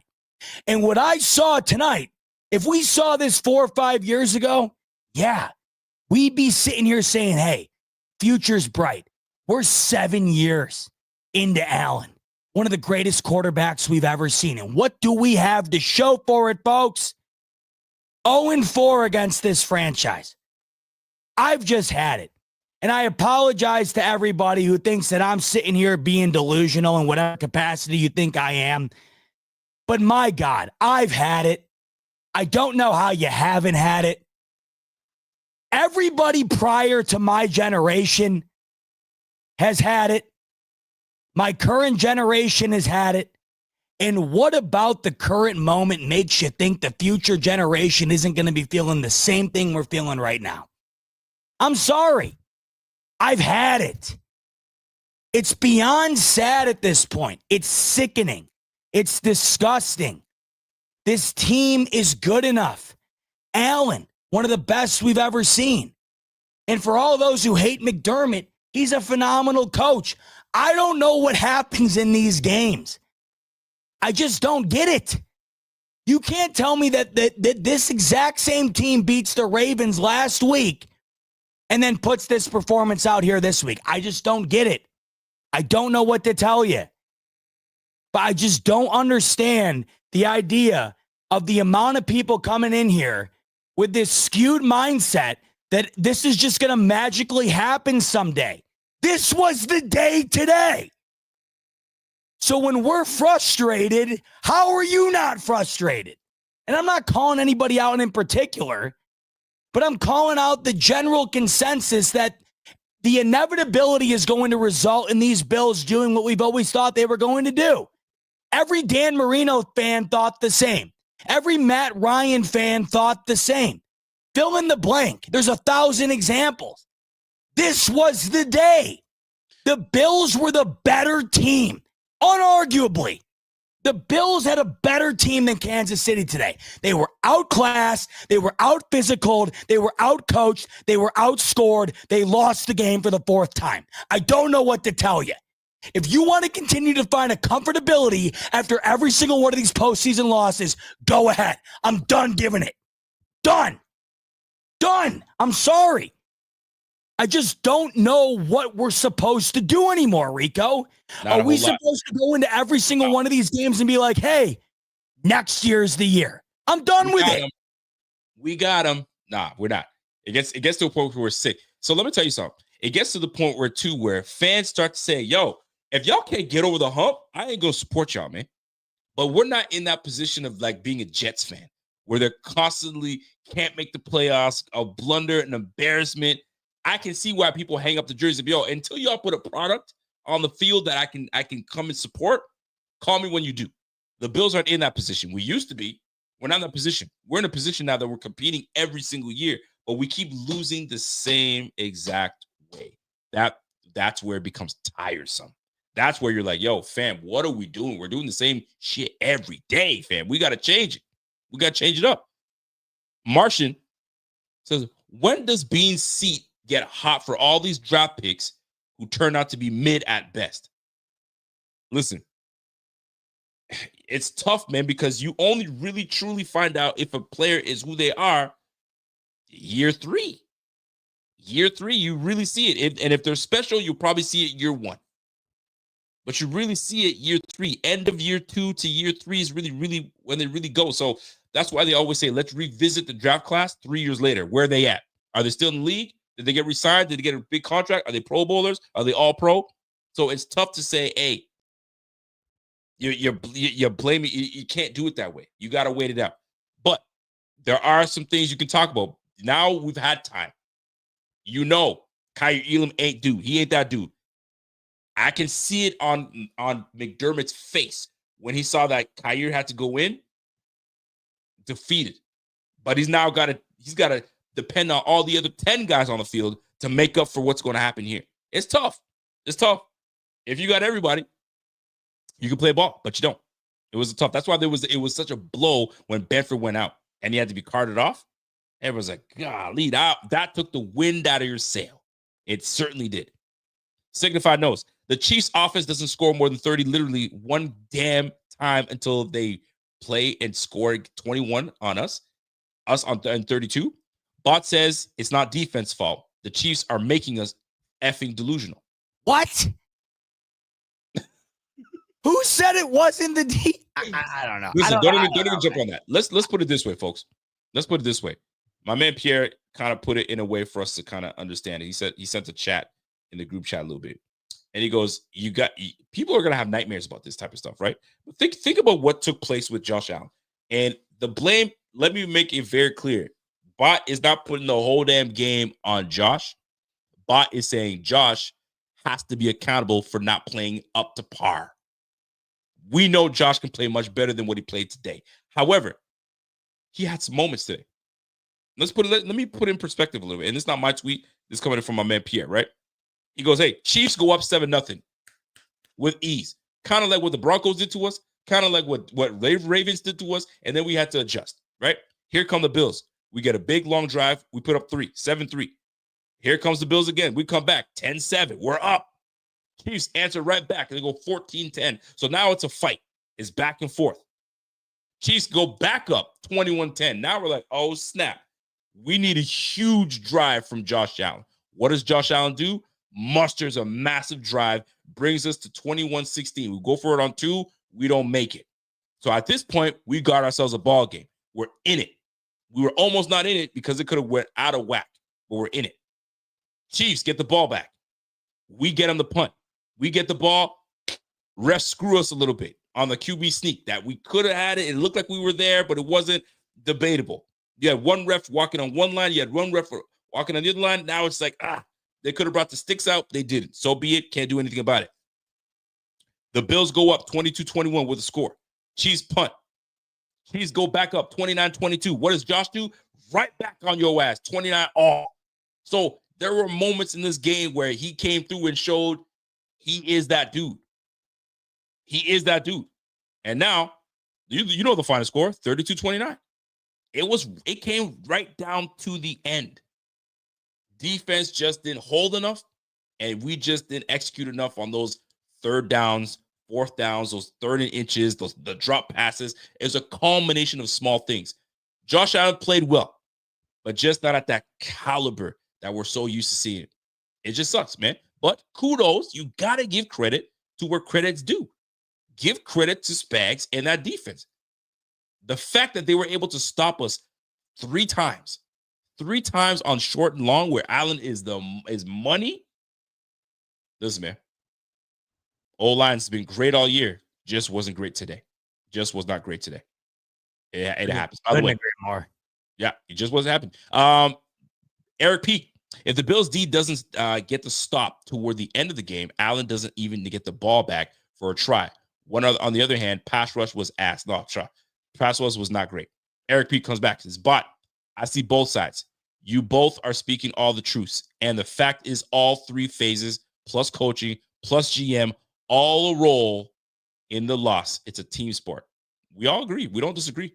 But there are some folks that you got to hold to a higher level, higher accountability. And you know who it is. It is Josh Allen at the end of the day. It's Josh Allen at the end of the day. We need you. We need his teammates to show up, and they didn't. Did Josh miss some throws that he would have loved to have back? Absolutely. But he did enough. He did enough to try to get us back in, and our boys let him down. Sharon, what's up? Sharon says, hey, Z-Bot, you're right. Offense wasn't good enough. We need a consistent rusher, get bigger on the D-line, and can we talk about the Worthy trade? I mean, there's not much really to talk about, bro. I'm a keep it a buck. There's not much to talk about. The Bills were not interested in Worthy. They had plans for maybe it was, I don't know who they had. Maybe they had it for Brian Thomas Jr., but we didn't have it. We didn't get an opportunity to get Brian Thomas Jr. So we went after the next best thing. And to them, it was Keon Coleman and not Xavier Worthy. They probably felt that they had the Xavier Worthy type player in Curtis Samuel. Boy, were we wrong. And the question really is, would we have been able to know how to use the freaking guy in the first place? Because we had a speed guy in Curtis Samuel, and you saw what we had with him all year. Is it Curtis Samuel's fault? Couldn't tell you.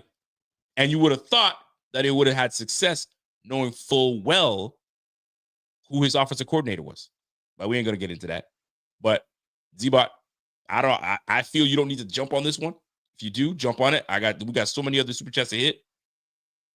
But I felt you shared enough about that. There's not much else to really jump on in this one. Yeah.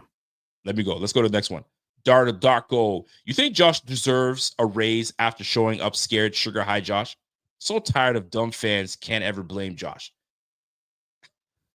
Bro. Ain't nobody. Welcome to my world. Welcome to my world, Donald. Well, my man says, yo, Josh definitely is going to get his raise. You know he will. He's one of the best in the game, and he's going to continue to be the best in the game. Listen, man.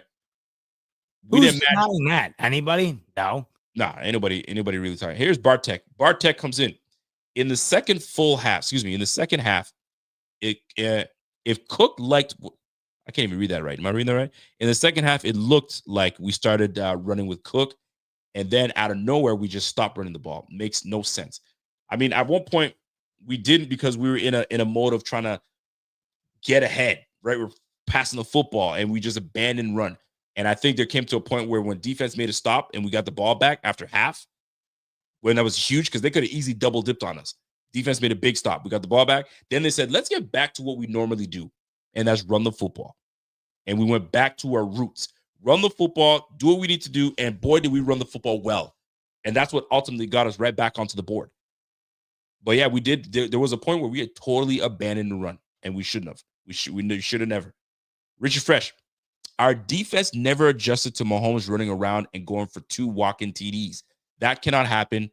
Our defense was off, but my goodness, that D was bad. I mean, listen, man. There comes a time where you can spy all you want, and I feel like there was moments where we did not spy our guy. Like we spied Lamar Jackson, so where Lamar Jackson went, we went. But we didn't look at it. At least this is what it felt like to me. It felt like we didn't respect Pat Mahomes' legs the way we respect, obviously, Mr. Lamar Jackson. So we kind of let him let's keep him in front of us and keep our contain. But we broke contain so many times, this brother just got around the corner. The minute, I must have seen Greg Rousseau on his ass 3 times. And those 3 times, my man went around the bend and away we go. It sucks, man. We did not defensively. We had some blunders. We absolutely had some blunders. We could have played much better. Absolutely. Eric Peak. Defense. D stuff equals Milano face mask call. Equals he could have just pushed out dude. Elam got picked on and torched. Benford out. Rook safety. Rasul slow and can't tackle. Bro, we can talk about all the things, but I mean, those are excuses, bro. Those are excuses. You got to get the job done, man. Got to get it done. Donald Darko says, yo, I have a crystal ball for the next year. We win 13 games and we lose to the Chiefs and Bean drafts the wrong guy again. Bro, it does feel that way, doesn't it? We draft the wrong guy and we lose to the Chiefs, but we do good enough that we're picking late and we still choose the wrong guy. Go figure. It's tough to swallow sometimes, man. Ben Zaretsky says, yo, Rico and Bot, you guys were a great discovery this year. Love the Mafia. Bummer ending, but so many great memories from this year. 49ers snow game was my favorite. That was a good time, man. It was a good time, but so far away. Appreciate you, J-Tech, for that super chat, bro. Eric Peak, O-line stuff. Here we go. O-line was sloppy. Facts. Erratic run game. Facts at the beginning. Scheme was messy. It didn't look all together. That's true. Allen was erratic. At the beginning, he settled down just a little bit. McDermott was actually aggressive. Yes, he was. I hate toss swing pitch plays. Too many drops. But you felt the same way. You're not a big fan of pitch plays. I think that's what you said earlier. But I mean, it's my second most hated play to the shotgun short run play. Yeah. I hate the pitch play. I hate it. The pitch play was a little off today. There was one where we really needed some yards, and luckily Ty Johnson caught back up, and we went down to second 11. But there was some moments where I didn't like it as well. I'm with you. Baylor B says everyone's better than Mahomes. Everyone's better than Mahomes until they play Mahomes. Mahomes outplayed Allen. It's different than 2021 when Josh outplayed Mahomes, but not past 2 times. I mean, listen, man, when you're going against Mahomes and they know what's at stake, this was a big game, man. Josh Allen didn't play well enough, didn't make enough plays at the end of the day. And obviously teammates didn't help. But I mean, listen, Mahomes, he did what he needed to do. Dude, he went 18 for 26. 18 for 26. He was on the money. He played well today. His team was on it. Our defense didn't really do a whole lot to stop him. We had some crucial stops, but I mean, 18 for 26, 245 yards. He was scoring. He threw 9.4 yards a pop. He was almost throwing for 10 yards of completion. That's hard to defend. Like, as a defense, how do you justify that, right? He had a passing touchdown, took 2 sacks, 87 QBR and 119 rating. Oh, by the way, he also ran for 43 yards off 11 carries and 2 touchdowns on the ground. The guy had 3 touchdowns today. He's on the money. Pat Mahomes was Pat Mahomes for a reason today. He was on the money. Got to give it to him. Here we go. We got Edict. Edict comes in and says, hey, I feel we missed key opportunities throughout the game that were game changers. I was saying what was that, Josh? Where's the pressure from defense? Where's the creative play calling all throughout the game? That's one thing that we lacked today. And Josh, I mean, Z-Bot mentioned that today. There was no creativity. We're in 4th and 1, but we just run the 4th and 1. We're going to run it because Josh likes it, and that's what we're going to do. We've been successful. We weren't successful today. They were on our ass. Change it up. There was no sense of creativity to kind of throw the defense off. And that's the problem. We were on one end, I believe we were just too predictable, right? 3rd and 1. Hey, 3rd and 1, they're pushing. Bro, it's like eliminating the illusion that there could be another play. It was line up, guys. It's 3rd and 1. But we've been so successful at it. Why not try it? But when you saw the way they caved in on us the first time, bro, you got to learn your lesson. And that they did. 3rd and 1, crash you. All right, let's try something else. But it's 4th and 1. What do? Your best play at the moment at 4th and 1. So how about try something on 3rd and 1? A pass play, do something that kind of gets you something. But there was none of that. It was straight to 3rd and 1, push. It got to the point where it's old, and it certainly got old for Kansas City because they knew what was coming. Like, yo, let's get our bigs on bigs. And we got hooked. We absolutely got hooked. And it's tough to swallow, right? Signified. No, it's not all Andy Reid. Mahomes to the Bills is the same BS as Mahomes to the Bears. Mahomes doesn't win-ish on this team with McDermott. You don't know that. That's the thing. You have no idea. I mean, listen, Josh could have went to the Broncos. Could the Broncos could have been good or not? We don't know that. We have no idea, bro. We can't say. Let me see. We got Donald. Hollins and Cook only the ones who got off the plane today. Hollins came to play. Cook came to play. Everybody else was kind of eh. Everybody was kind of eh. Josh came to play as well, but just couldn't get it done. Mike Dinesco. Front office needs to be held accountable. Elam, Kincaid, 1st round. Russo, Epinesa, Coleman, 2nd round. All draft picks that didn't show up. Today, they certainly did not. Russo normally is a guy that we can count on that can really defend the run and get after it. We were on the run a little bit, but we didn't get the pressure we needed. We didn't contain my man the way we needed to contain him. And it's just what it was. By the way, big shout out to my man, Father Charge. Got to give some love to my man, Father Charge, for that. Appreciate you joining the squad. Much love. Shout out to my guy, Kevin Gerard. What up, Kev? Kev goes, hey, boys. Tough loss. Love you both. They're keeping McDermott, by the way. I can't see them giving up on McDermott. I think they keep him too with a year that this way, and he's got this team pulse, and they believe in him, and they still play for McDermott. I think he does come back. We'll see. Josh said verbatim, as long as we leave it all on the field, we are okay with the result. Sick of that loss mentality. What are your thoughts on that? Josh saying that. Josh came in, I guess, in the presser. I haven't seen it yet. As long as we leave it all on the field, we're okay with the result. Now, I'm assuming he said a lot more than just that. Yeah, I gotta see that before I take that at face value. Yeah. I'm sure he said a lot more than that. But what are your thoughts when you hear something like that? As long as we leave it all, no, I gotta hear it. I'm not buying that for a second. I mean, I watched this same guy last week. Or last year rather. I have you ever seen a guy more defeated than Josh Allen this time last year at the podium? I haven't even seen anything about him on the podium. I've not even seen his face. I haven't seen. I'm talking this time last year though. Oh no, he was dead inside. I can't imagine his spirits were noticeably uplifted this time of year compared to last. I don't know. It feels that way. Surge comes in, never going to be good enough, plain and simple. It just feels that way, though. It certainly does. My man Walter, what up, Walt? Sean McDermott has done more for Mahomes than he's done for his own QB's legacy. Golly, Walter, why should any player in that locker room have faith in McDermott? Golly. Well, we're not in the locker room, number one.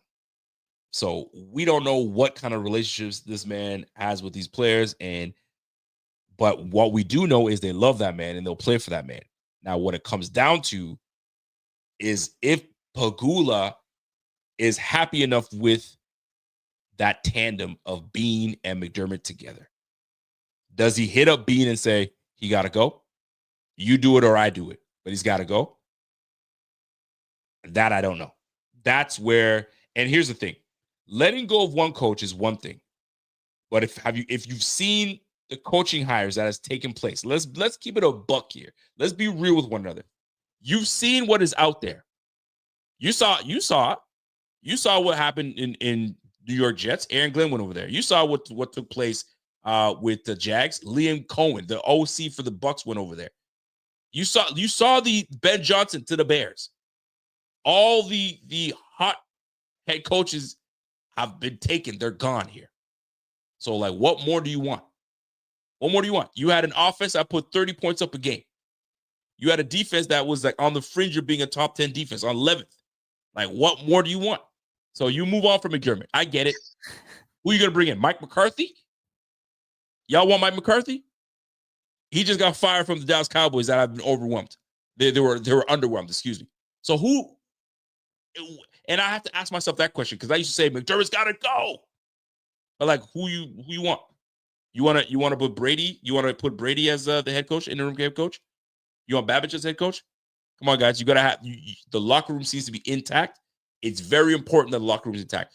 If they lost respect for McDermott, if the murmurs were louder and they say, "Yo, this guy can't coach. He's lost the locker room." Whole different ballgame. You got to revamp that. But he has not lost the locker room. They have a hell of respect for this guy. And thirdly, what the heck is out there? What's out there that you want to replace McDermott and bring that cat in? Who is it? You want to go collegiate? You want to go college side? Who's available at the college side? Those are the things that you can talk out your mouth on one side and say, yo, get rid of him. But what you going to say on the other side? Who you bringing in? And now you got to bring a guy that's a leader of men. Go take a look at Miami. What's going on in Miami? Miami has got McDaniel, but they don't F with McDaniel at all. This guy's a weirdo. You got your receivers like, yo, I'm out. I can't do this. And now he's saying, yo, I'm putting pressure on these guys so they know that we're serious about winning. Bro, the culture out there ain't happening. You got great culture here. You don't mess that up because we couldn't get it done. What has to happen is the Joes the O-line got pushed around today. If the O-line did the pushing around, maybe we're talking about a different game. Defensive line didn't get enough push. You had a left guard playing left tackle, but yet we didn't do enough. So, listen, at the end of the day, you can blame coaches all you want, The guys that are playing on the field didn't get the job done. That's what it comes down to, man. I used to be in your place. I used to say, man, if McDermott doesn't get it done, he got to go. But they play for that dude. We just need to get enough done here. It's just that simple. Richie Fresh. Next year, Allen will arguably be halfway through his career. At what point does McDermott pay the piper? How many more years we wasted on 17? In my opinion, don't hate me. I mean, shoot. What can you say to that, man? I mean, he's just a sick, but you're reaching the AFC championship. If I would say you're wasting Allen if we keep getting bounced out and never make the playoff. If we were in Joe Burrow's position where we just can't seem to get over the hump, and at least Burrow's gone to the Super Bowl, but they didn't make the playoffs this year. But we're constantly in the run. So, like, what more? They just got to get it done. They got to get it done. I don't know if you want to jump in on this, on them getting it done. You'll be just repeating yourself once again. You just got to get it done. That's what it comes down to, fellas. Just got to get it done. Travis Callaway. Bills had the chance to drive and win the game, and they choked. Whether you call it choke, they get it done. Drop balls, we didn't get it done. It's period. Choke, you can call them choke. They choked. Call it what you want. They didn't get it done. Wade Lucas, Bills fans, keep your head up. You guys are a great team, Cali Chiefs fan.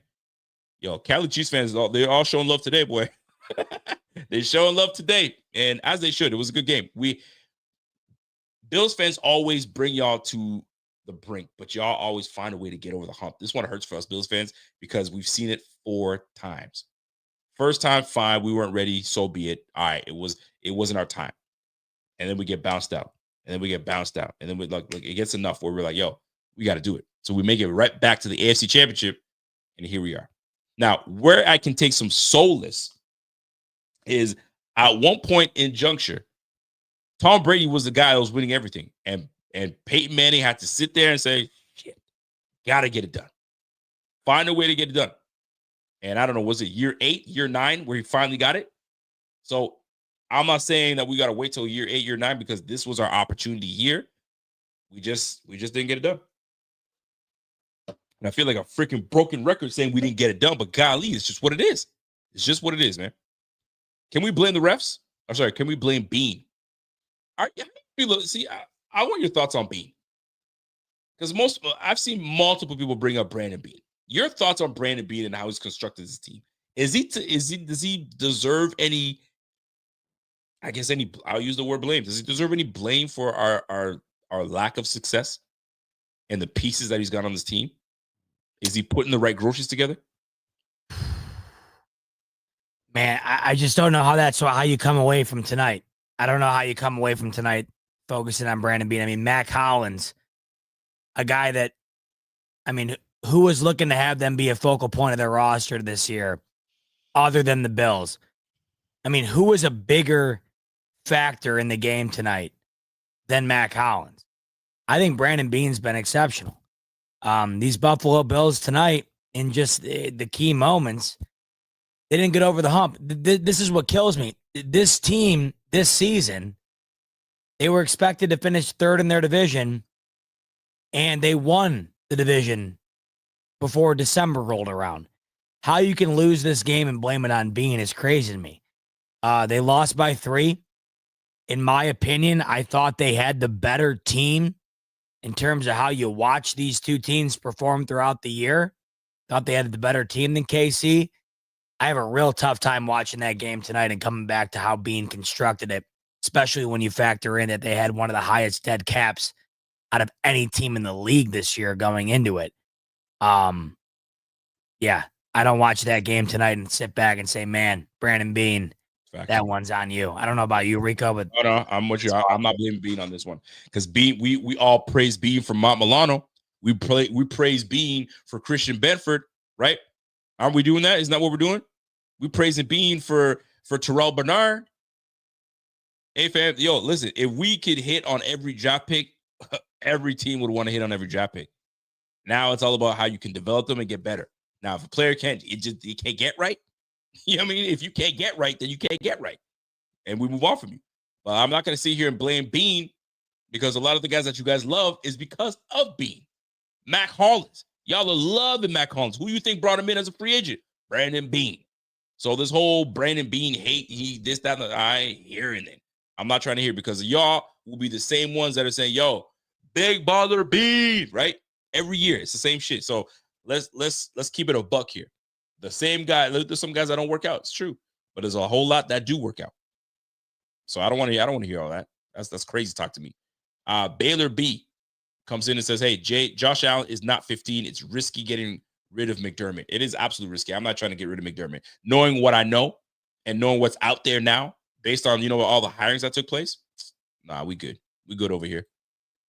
All right, 444 Block says, yo, if Allen pulled an Andrew Luck, I'd understand. Bro, he ain't pulling no Andrew Luck. You tripping. He ain't leaving nowhere, bro. Red Hood, as a Ravens fan, I wanted to root for you, but you guys weren't humbled. The loss was irony. As his finest, you see next year. Enjoy Cancun. All right, bro. We'll enjoy Cancun. Listen, man, at the end of the day, we're all sitting together now. At the end of the day, that's what it comes down to. We're all going to the same place. Where we want to get to is the Super Bowl, and right now that's where KC's headed. Sickening as it is, it's just what it is. Colonel says, worthy not a catch. First and goal, Josh Allen first down, 2 refs, 2 different spots. End of the day, our best needed to be better than their best was, and we weren't. Oh, you couldn't have said it better. This is what it is. We were not good enough today. We were not good enough. By the way, appreciate that super chat from our guy Mutt. Eric Peak, Rev talking about 17 forcing his way out of Nah, he's not. 17 ain't going nowhere. If he's got enough pride, he's gonna stick around. All right, Serge Elam up there with the worst picks in Bills history. I don't know, man. Aaron Maben was pretty bad, but Elam, he's just such a disappointment, man. Like he's got, his confidence is so shot, it's unreal. His confidence is shot. And I don't know where it got shot, because this guy was like, yo, give me that playbook, coach. I remember it was making me cringe. Give me that playbook. I need that playbook. Bro, you've had the playbook for years now, and you still can't get it. And it's not the playbook. It's you. It's you, my G. It's just you. You're not performing. You can't perform. And under the bright lights, you can't. Right? We tried. We tried to show love because you made some plays here and there. But when it comes down to it, bro, you are a liability today, bro. Darko. Allen did not get momentum to start the game. He looked absolutely lost to start the game. You cannot chase. Only way to beat Chiefs is to lead. That's a big time fact. You got to get early and out on these Chiefs. Or if you're not going to get out early and tough, you got to stay with them. You got to stay with them, but you have to be the team that started to score them first. And then you got to put the pressure on them to make the play. Problem is, we had the pressure on us. And we answered the bell when we needed to, but when the final bell came and you need to answer that one, couldn't get it done. And that's what it is, man. But you're not wrong, man. You got to get ahead on Mahomes, or you're in trouble. And a lot of these teams, what they did was they stuck around with Mahomes. They played some tough defense and couldn't get. 22 points a game. 22 points a game, bro. Shoot, man. We let these boys put up 32. Crazy chat, man. Oh, man. Josh Allen has Mahomes PTSD. He's been playing scared all off season, I guess, all season. Or playing scared on offense. He don't have the face Lamar, but the Chiefs made him face Mahomes, and he lost. Shoot, man. He's been playing this guy 4 times, bro. It's a division game. You know how it is. Division games are tough. We play these guys at least twice a year. And you know the NFL guys are going to make that shit happen again. Twice a year. Get on it. Y'all going to play again. John Wozniak. What up, John? John comes in and says, lots of players were sick all week. Josh, too. Maybe they weren't 100%. I did not hear anything about Josh being sick. Did you hear anything about Josh being sick? Nope. Not a peep. I didn't hear a damn peep about that. Now, Josh did sound like he was holding on to something, but yo, man up, man. You got a big old medical staff. I don't want to hear it. I ain't trying to hear it. But if I hear that, it's not gonna be excuse, man. It's not gonna be excuse. Too crispy. Appreciate that super chat. Too Chris goes, oh, I know we lost. We're grieving, but what a fantastic season. Lots to be proud of. These are one of my favorites. Lots to be proud of. 17 plus 4 gave us a chance to win. We were always in it. We can't bunch this season with the others. We're a young team, lots to look forward to. And that's the way to kind of keep optimism up. But right now, it's tough to keep the optimism because we're on the eve of a loss, and that those losses, those hit hard. Wolfgang. I wish I had the ability to do what that super chat just did. I genuinely do. You know what I mean? To see the optimism, to see the Yeah, you could be Jason right now, you know, big old bad Jason. Z-Bot went into turtle mode, man up. You know, you could be Jason, the big bad dog on the block, you know, the big bad dog manning up after that big loss. You know, you could be the big dog on the block. I can't. Sorry, Jason. Just not in me. You know what I mean?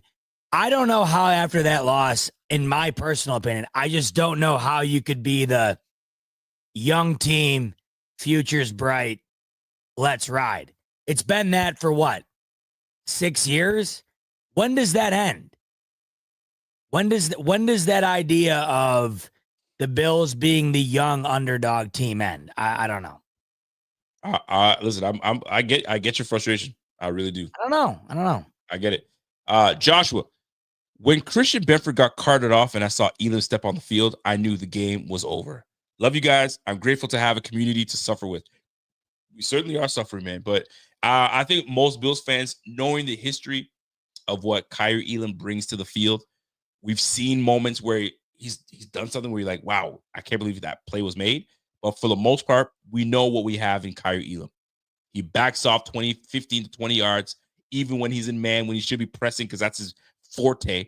And then when we did press, he gets sent into the Did you see what happened to him?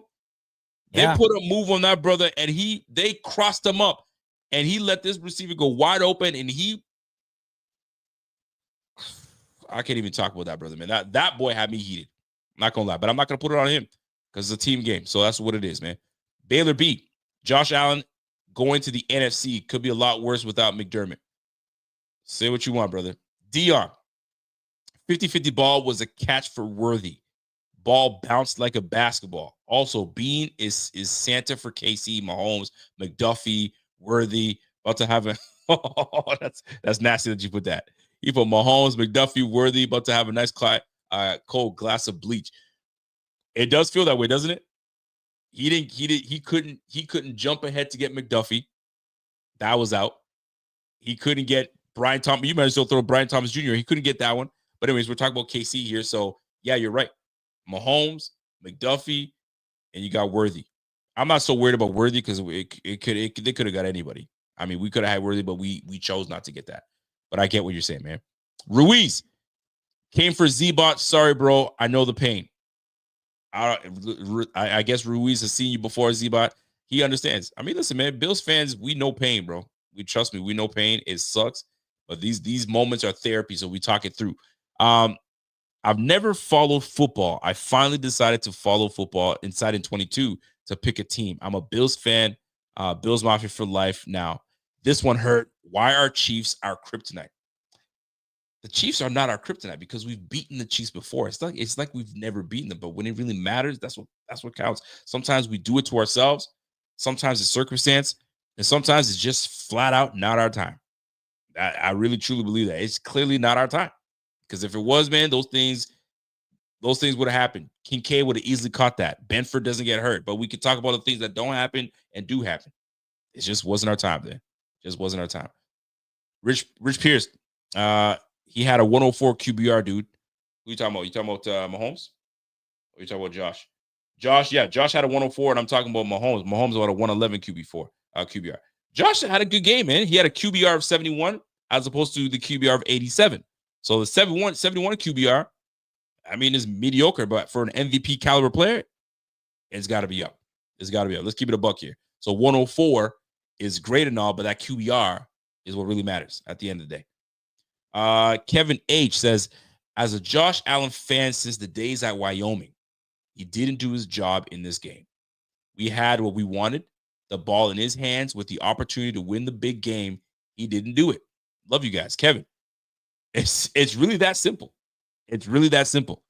Defense did not play well. You're right. But they did enough to say, yo, Josh, here's the ball, baby. Go get it for us. And we didn't get it done. It's really that simple. Thomas Falzone. Josh started the game absolutely lost.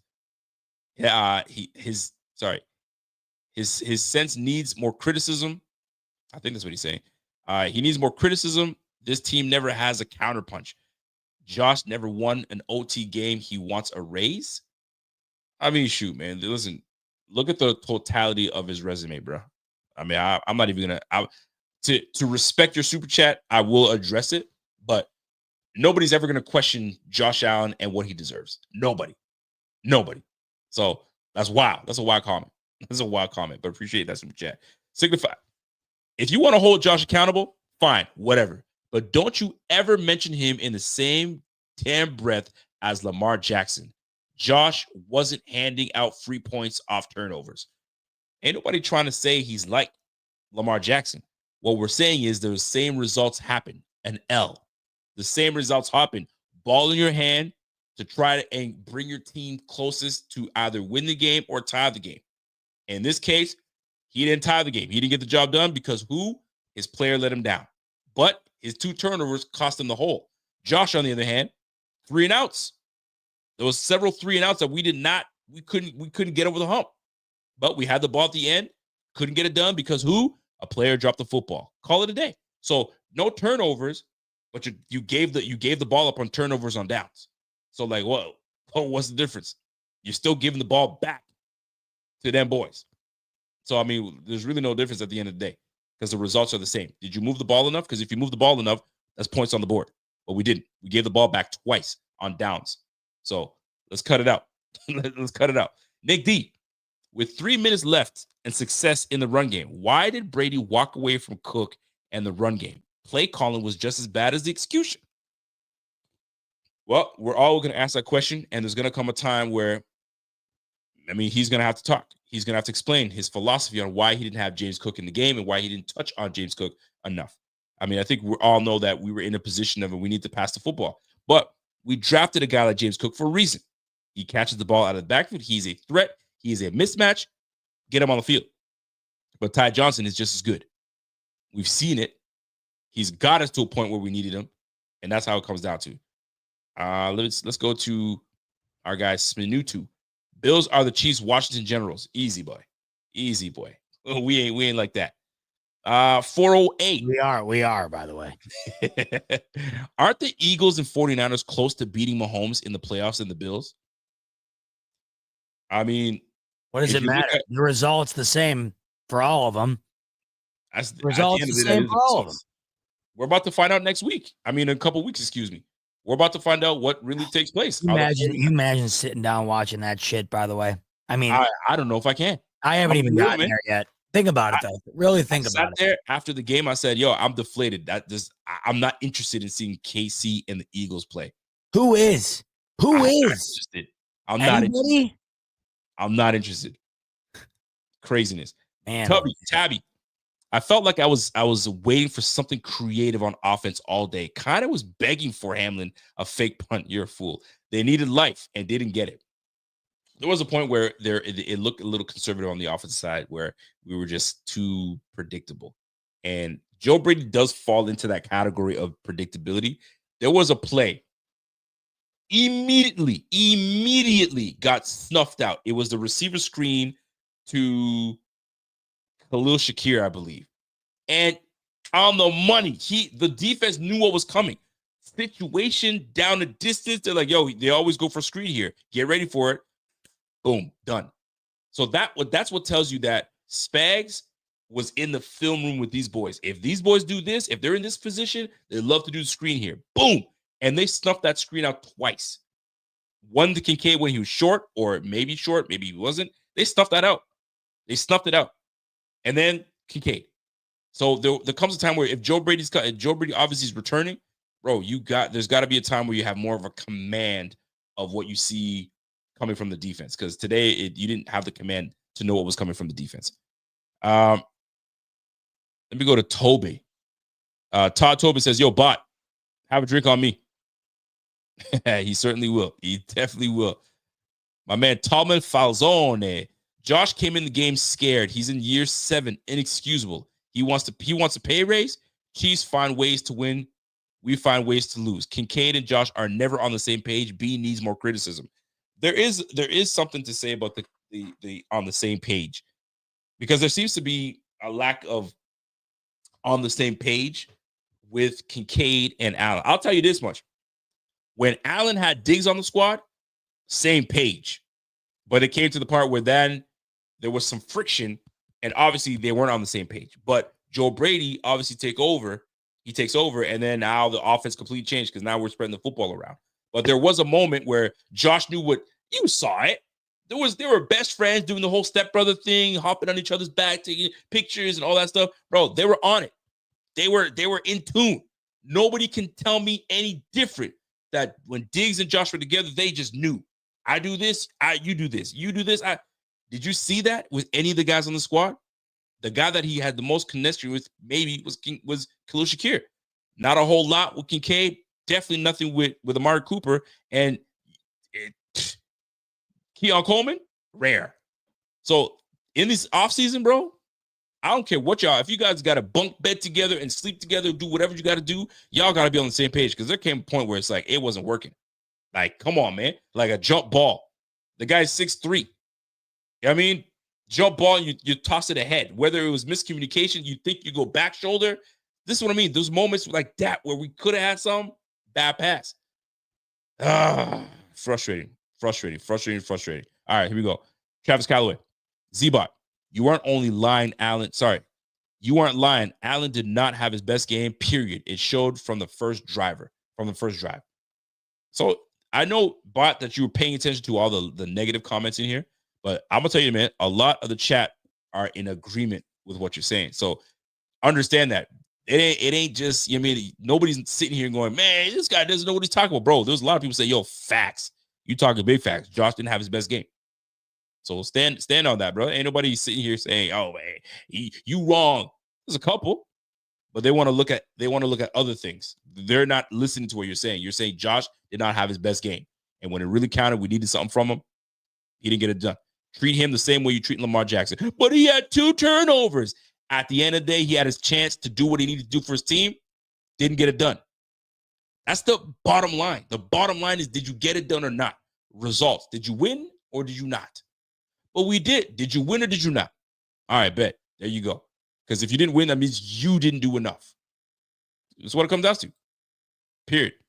Mahomes, Allen, Daddy, thank you. Good day. All right, Flapjack, we got you. I got to read that because you did pay for a soup chat. Hey, Trap Kick says Keon Coleman, Dalton Kincaid, Kyrie Elam drafted too high. I think we all agree with Keon Coleman. A little too high. Dalton Kincaid, a lot of people were saying Dalton Kincaid was one of the better tight ends in this draft. The fact that we got him, people were thrilled about it.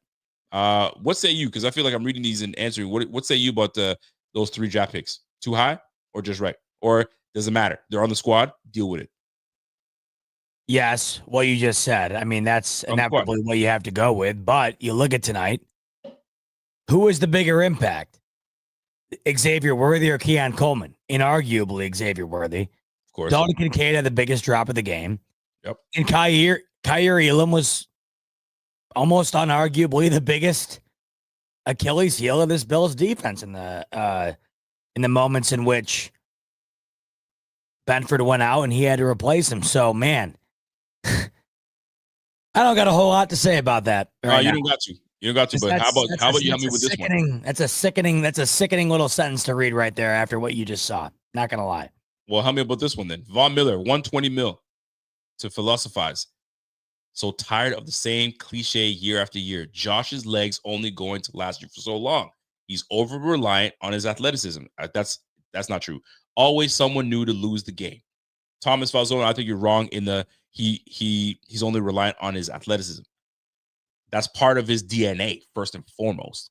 His size and physicality. How many guys you know that are 6'5", 240 that can run the way he does and throw the ball the way he does? There's not a whole lot. So yeah, you got to use your athleticism, but that's not all he relies on. That's as false as they come, brother. That's as false as they come. I don't know if Bot wants to touch on that, but I got another one that you got to touch on. How about you take this one right here with Jermaine? Jermaine saying, I feel like superstars will never thrive in Brady's offense. It's only catering to running backs in big moments. Brady doesn't use his stars.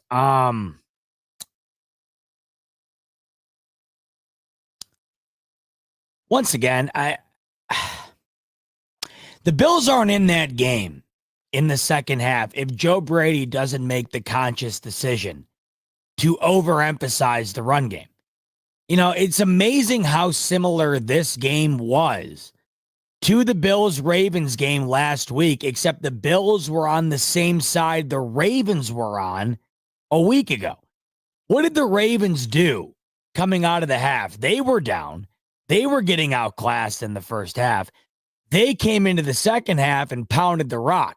It's exactly what the Bills did. They pounded the rock. And James Cook was on fire. And it felt like in the second half, the run game was ultimately what kept this offense in the game.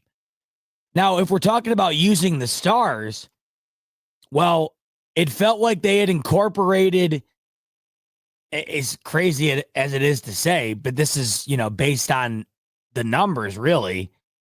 It felt like Cooper rather had a bigger impact on this game than he had on any other game, right?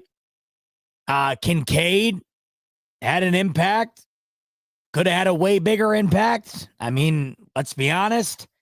Kincaid could have had his legacy-defining moment. If Kincaid catches that ball, imagine how we're talking about Dalton Kincaid right now. And I just saw a comment from Johnny Valencia. Shakir isn't a star. It's amazing because you're probably right. He is right. And there's no question. You're probably right. Bills fans. Shakir is the number. Exactly, Rico. Bills fans prop up Shakir. I've been hearing this forever. He's a receiver one. Where? Exactly. Where? He's a receiver one. Where but Buffalo or Kansas City. And this is why, these two teams I felt were so incredibly similar in the idea that they use guys that I feel like would not be utilized. Do you think Mac Hollins has the game he has tonight on any other roster? And this is why this team is so incredible yet so frustrating. Like it's amazing when you look at it, because you're looking at the outcome of this game and you're like, where the hell was Keon Coleman in comparison to what Xavier Worthy did? And you're like, well, how did Dalton Kincaid not step up in the biggest moment or whatever? Yet Mac Hollins, a career special teams guy, was like Calvin Johnson out there tonight for Buffalo. So it's extremely hard in terms of trying to swallow the pill that was tonight when you factor in what guys did that you wouldn't expect them to do in literally any other capacity. Yep. But yeah, Jermaine, what you're saying here, don't use his stars. The ultimate way to encapsulate what you're saying. The Bills didn't utilize their stars all year long. And they had one of the best records in the NFL. They had the second seed in the AFC.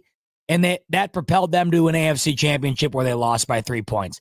I'm not going to sit here and blame this Bills team losing the way that they won all year long.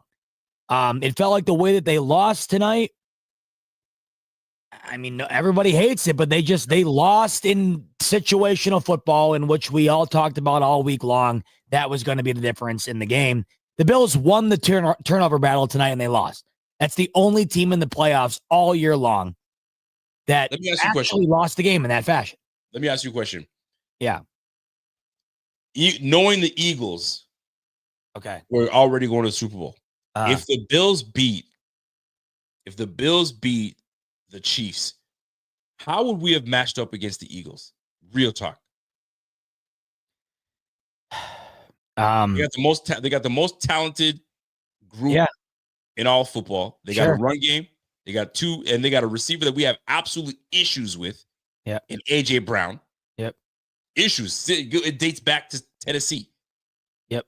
They got a defensive front that's massive. They got 2 shutdown corners. It's the best team in football. It's the best team in football.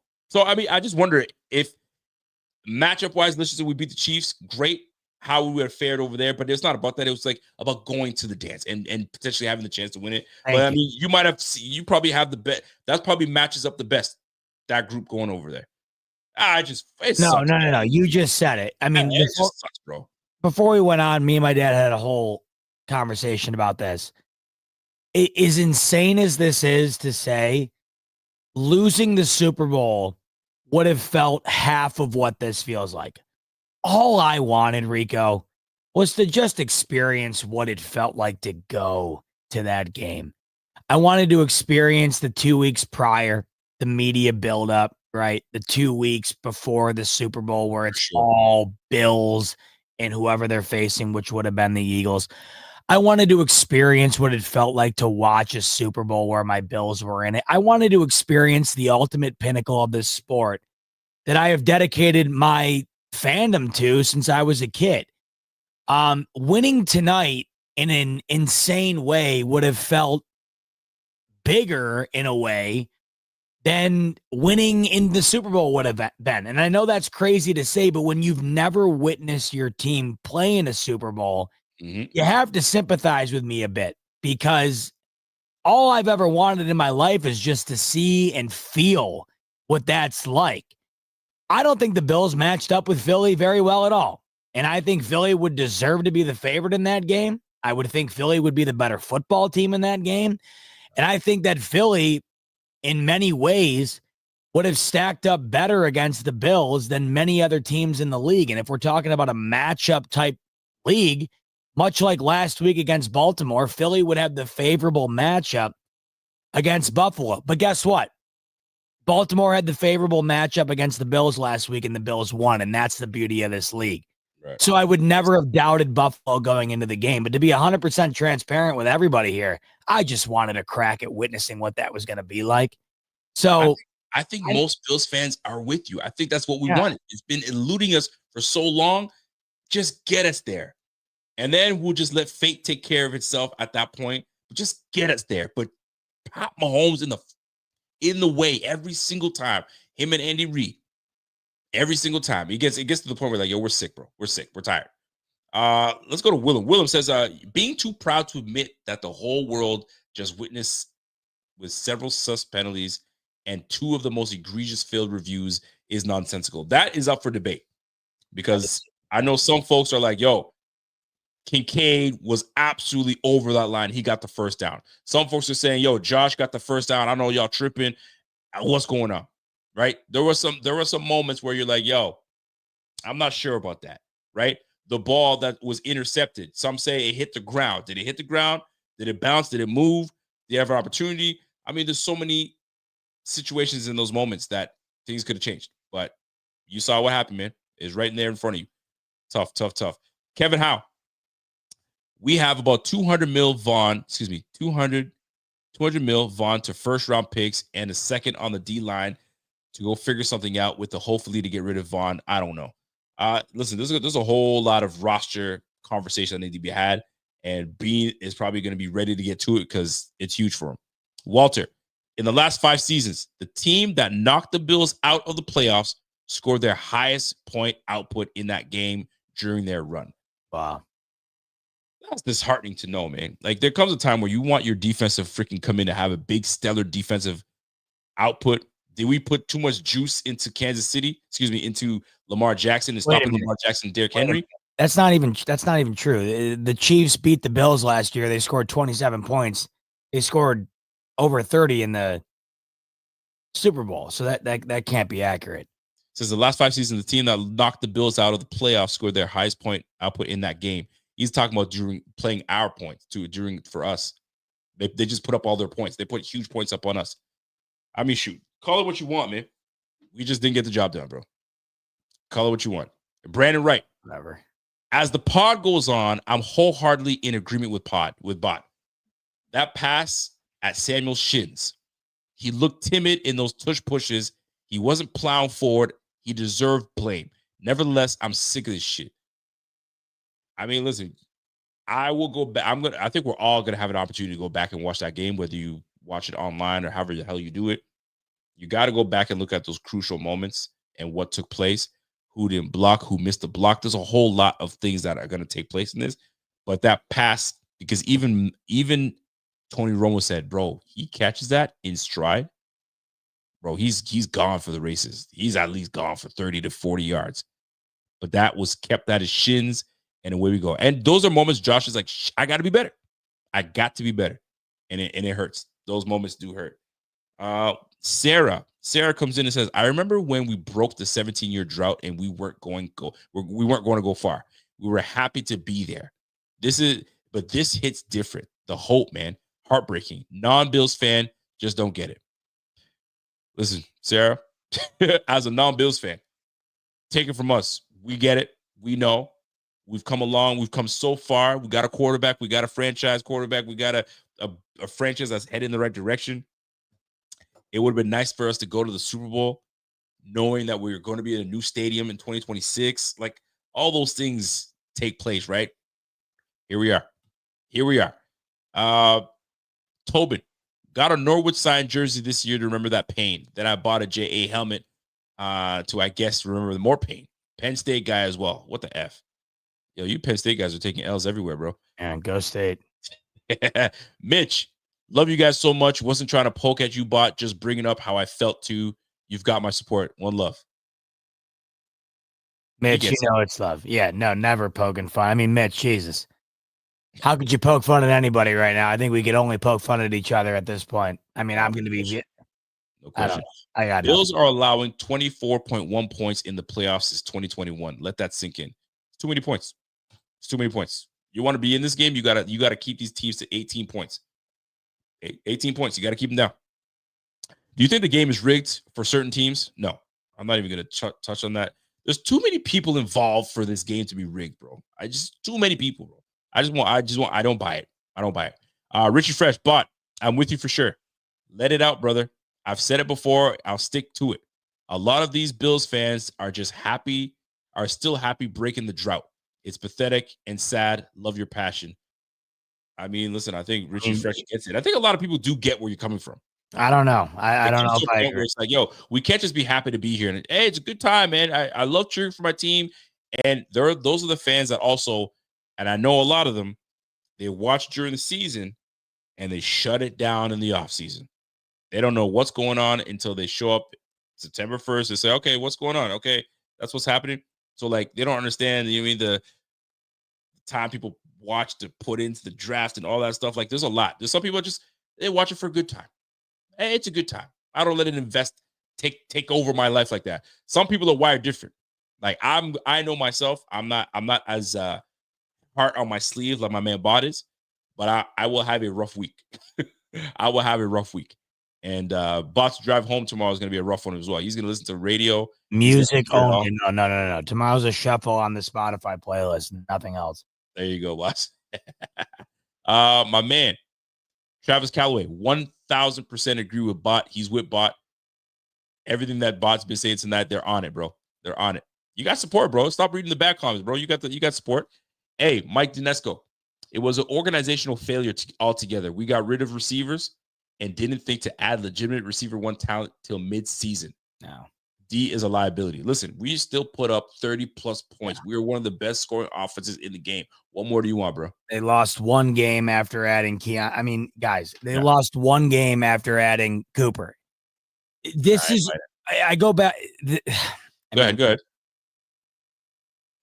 No, this is what this team does to us every year. We sit and we completely recontemplate everything that worked all year because it didn't work in the biggest moment against Kansas City. I mean, this Bills team last year was down and out, and everything that they did at the end of the year worked to win the division when Miami had a 3-game stranglehold on it going into December. Yep. And then this year, when the Bills were projected to be the 3rd overall team in the AFC East, they win it going into December. They have one of the best years in franchise history. They go undefeated at home. They're averaging like 30 points in a way that no one's ever seen before from this Bills franchise.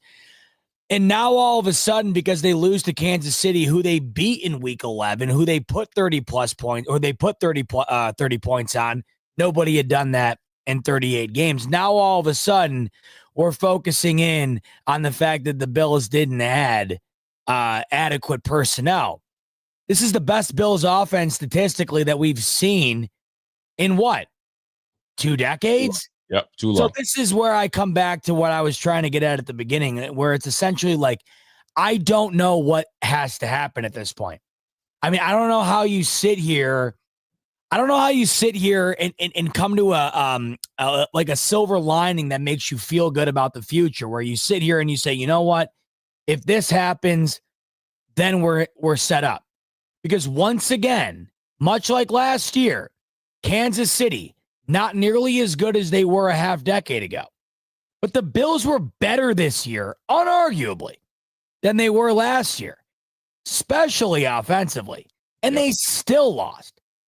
So, yeah, you can make the argument that everybody was making back in, I don't know, August of this year. It wasn't a factor. And that doesn't mean it was a factor tonight. They still scored 29. But they weren't good enough in specific moments that determined the game.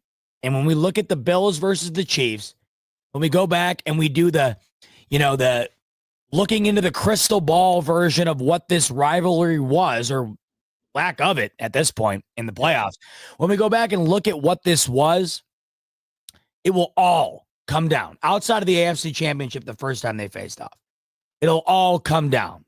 Each game to like 2 or 3 moments. And that's exactly what it came down to tonight. And I have a real tough time pinning that on the idea that they didn't have enough personnel around Allen. Which brings me to the next question that comes after this. Brandon Wright says, Rico Bot, what's your top priority in this draft? D-line once again. I mean, D-line again and again and again and again. They cannot get after him. They cannot get after him. They cannot close the gap. They cannot alter the game. And even if they do it, they don't do it in a fashion. I mean, I go back to last week. The Texans defensively were unarguably better than the Bills were against the Chiefs tonight. Sorry, they were. They were. The Chiefs start the game. They were for a reason. They were for a reason because they have better cover corners than we do. So they gave them more fits. All right, so you're thinking back end then. Okay, I'm fine with that too. Either way, I'm thinking more back end. Offensively, I think we gave them more stress and pressure, but we just didn't have enough defensively to slow them down enough. If we had, there's no if we had. It's just we didn't do enough. So, be either way though, you and I are in agreement. It's defense wholeheartedly, no doubt about it. I mean, regardless. Right? We didn't have enough on the back end, bro. That's what it comes down to. It really does come down to that. Yeah, but when you say that though, and I agree with you because they obviously did it. And when Benford went down tonight, it just felt like an ultimate omen. Like, you know what? Bro. But when did they hit him deep, Rico? I mean, all game. Did they? It wasn't about hitting him deep. It was about the big chunk yard plays. Yeah, but those chunk yard plays were 8 yards like that were just gimme. This is what killed me about this game. That was as bad a defensive effort as I saw from this Bills team probably since the Rams game. And in totality, probably the only game that ranks below the Rams game and the Ravens game. And what's sad about that is you had a season that spanned 20 games, and this would rank on the bottom 4 games of defensive performance. And what's even crazier about that is Travis Kelce finished the game with 2 for 19.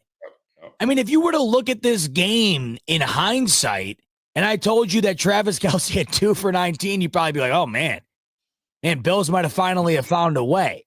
No, but they didn't. Every single time this Chiefs team threw the ball, Rico, did it not feel like 8 to 12 yards was just, hey, here you go, enjoy? Listen,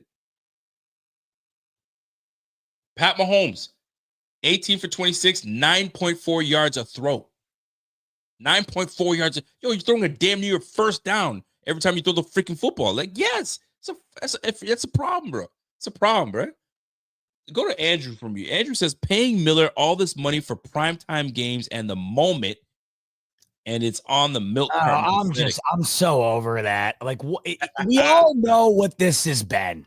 We've all known it. And I know, Rico, God bless you. I know every time we got a big game, you come on and say, man, this is the moment. It's never been the moment. I tried to will it. And I tried, bro. Listen, but I'm with you because that's what they signed him for. But man, right. Listen, you and I are both in agreement here. I mean, this is what it's been. This is what it is. It's over. It's over. It never was whatever they wanted it to be. And you know what? This game never came down to Von Miller's impact. I mean, let's be honest. There was no impact. There was. No. So they have plenty of other guys that have been impactful all year long beyond Von Miller, and they weren't impactful tonight. They just weren't impactful tonight. And you know what's even crazier is they were impactful against this same team in week 11. You know, as much as we want to grill in on the Bills, and man, do I feel like doing it right now, this Chiefs team, and I cannot emphasize it enough, we've never seen anything like it. Situationally, these guys, I mean, Rico, have you ever seen the ability to overcome every single momentum blocker in a massive game like these Chiefs have done for going on a decade here? They're just that good. It's just situationally, they've been there, they've done that. Andy Reid is poised. They got it. They just got it, man. And whether you want to call Babbage inexperienced and couldn't handle the moment with Andy Reid, but you got McDermott there, so I don't want to hear that. That man comes from Andy Reid's tree, so I don't want to hear that, right? So call it what you want, man. We fell short. We fell absolutely short. By the way, Star Baby, it's been a great season. Sad to see them go. Go Bills. I hear you, bro. McMahon Corey, I thank you for that super chat. Richie Fresh comes in. Rico, we all know that it's like being a Bills fan. What it's like being a Bills fan. I personally am just afraid that we fire McDermott when it's already too late. Not saying head coach doesn't matter, but you got important pieces at QB.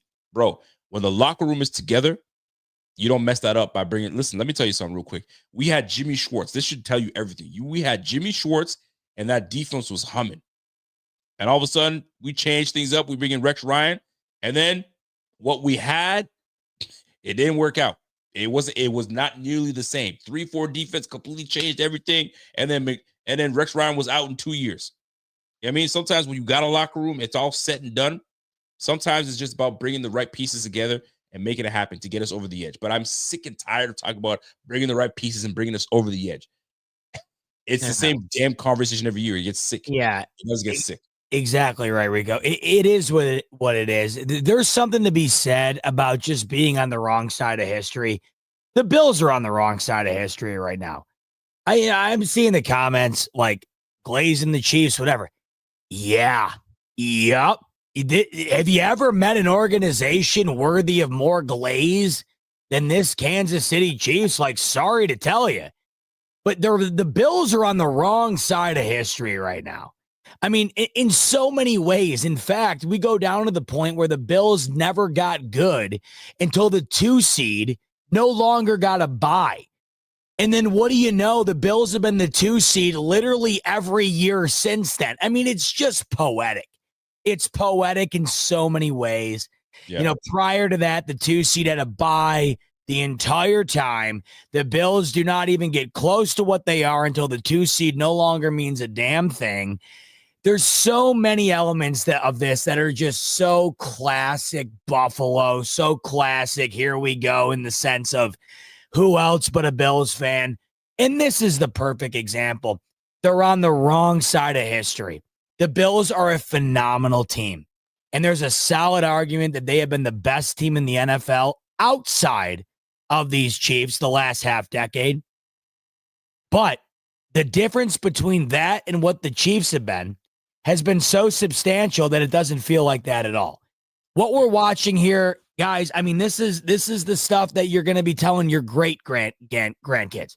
I mean, this is the stuff that you're going to tell your grandkids that they're going to tell their grandkids. And I know it's impossible for you to swallow right now, as it is for me. It makes me sick to my stomach.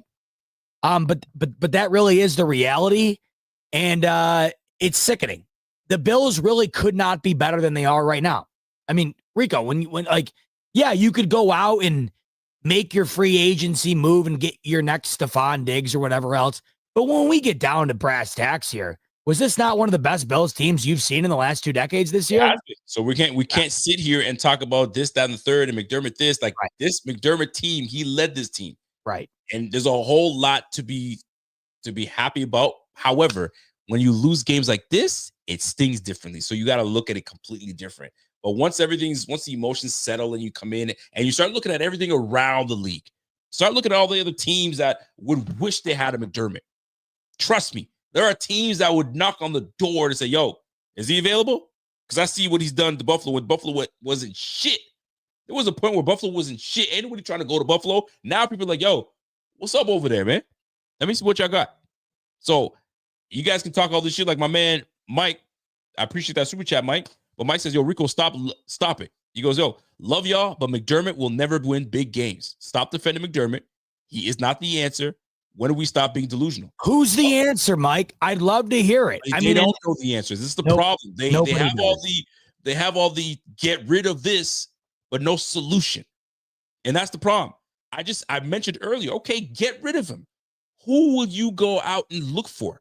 You want to put a coordinator in that position? What coordinator is hot enough that you can say, hey, come deal with Josh Allen and come handle his team and put him and get us over the hump? That what was the issue? The issue's on the defense side of the ball. That's what it's been. It's been, and you saw the proof today. The Cowboys just hired Brian Schottenheimer. Yeah, go ahead, get Brian Schottenheimer. Get Kellen Moore. Get Kellen Moore to be the head coach of the Bills. Are you kidding me? Give me a break already. Give me a break. Yeah, that's what I'm saying, man.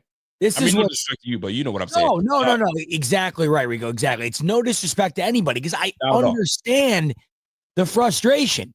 But this is going back to what I just said. There's something to be said about being on the wrong side of this thing. Nobody's been better than McDermott and Allen. It's just not better than this. And I don't know how else to say it. I just don't. Jerry Reefus. Lots of respect for you guys from the KC, Missouri area, I guess. He gave us a 13. Oh, you asshole. $13 for 13 seconds. Thanks for 17 drop pick. Go Chiefs. Hey, man. It is what it is, bro. It is what it is. Hey, Kendra Allen, thank you for joining as a member. Girl, Kendra, appreciate it. Much love. Alex Martin says, yo, hate having to see Bot pour his soul out like this.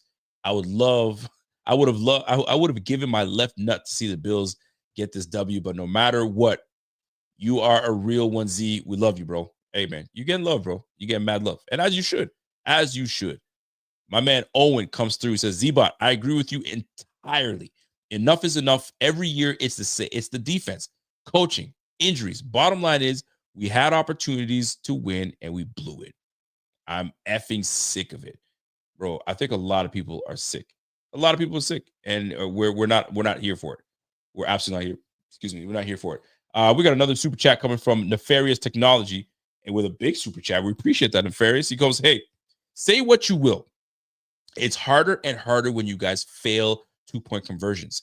Then to have Chiefs convert, that's just hard.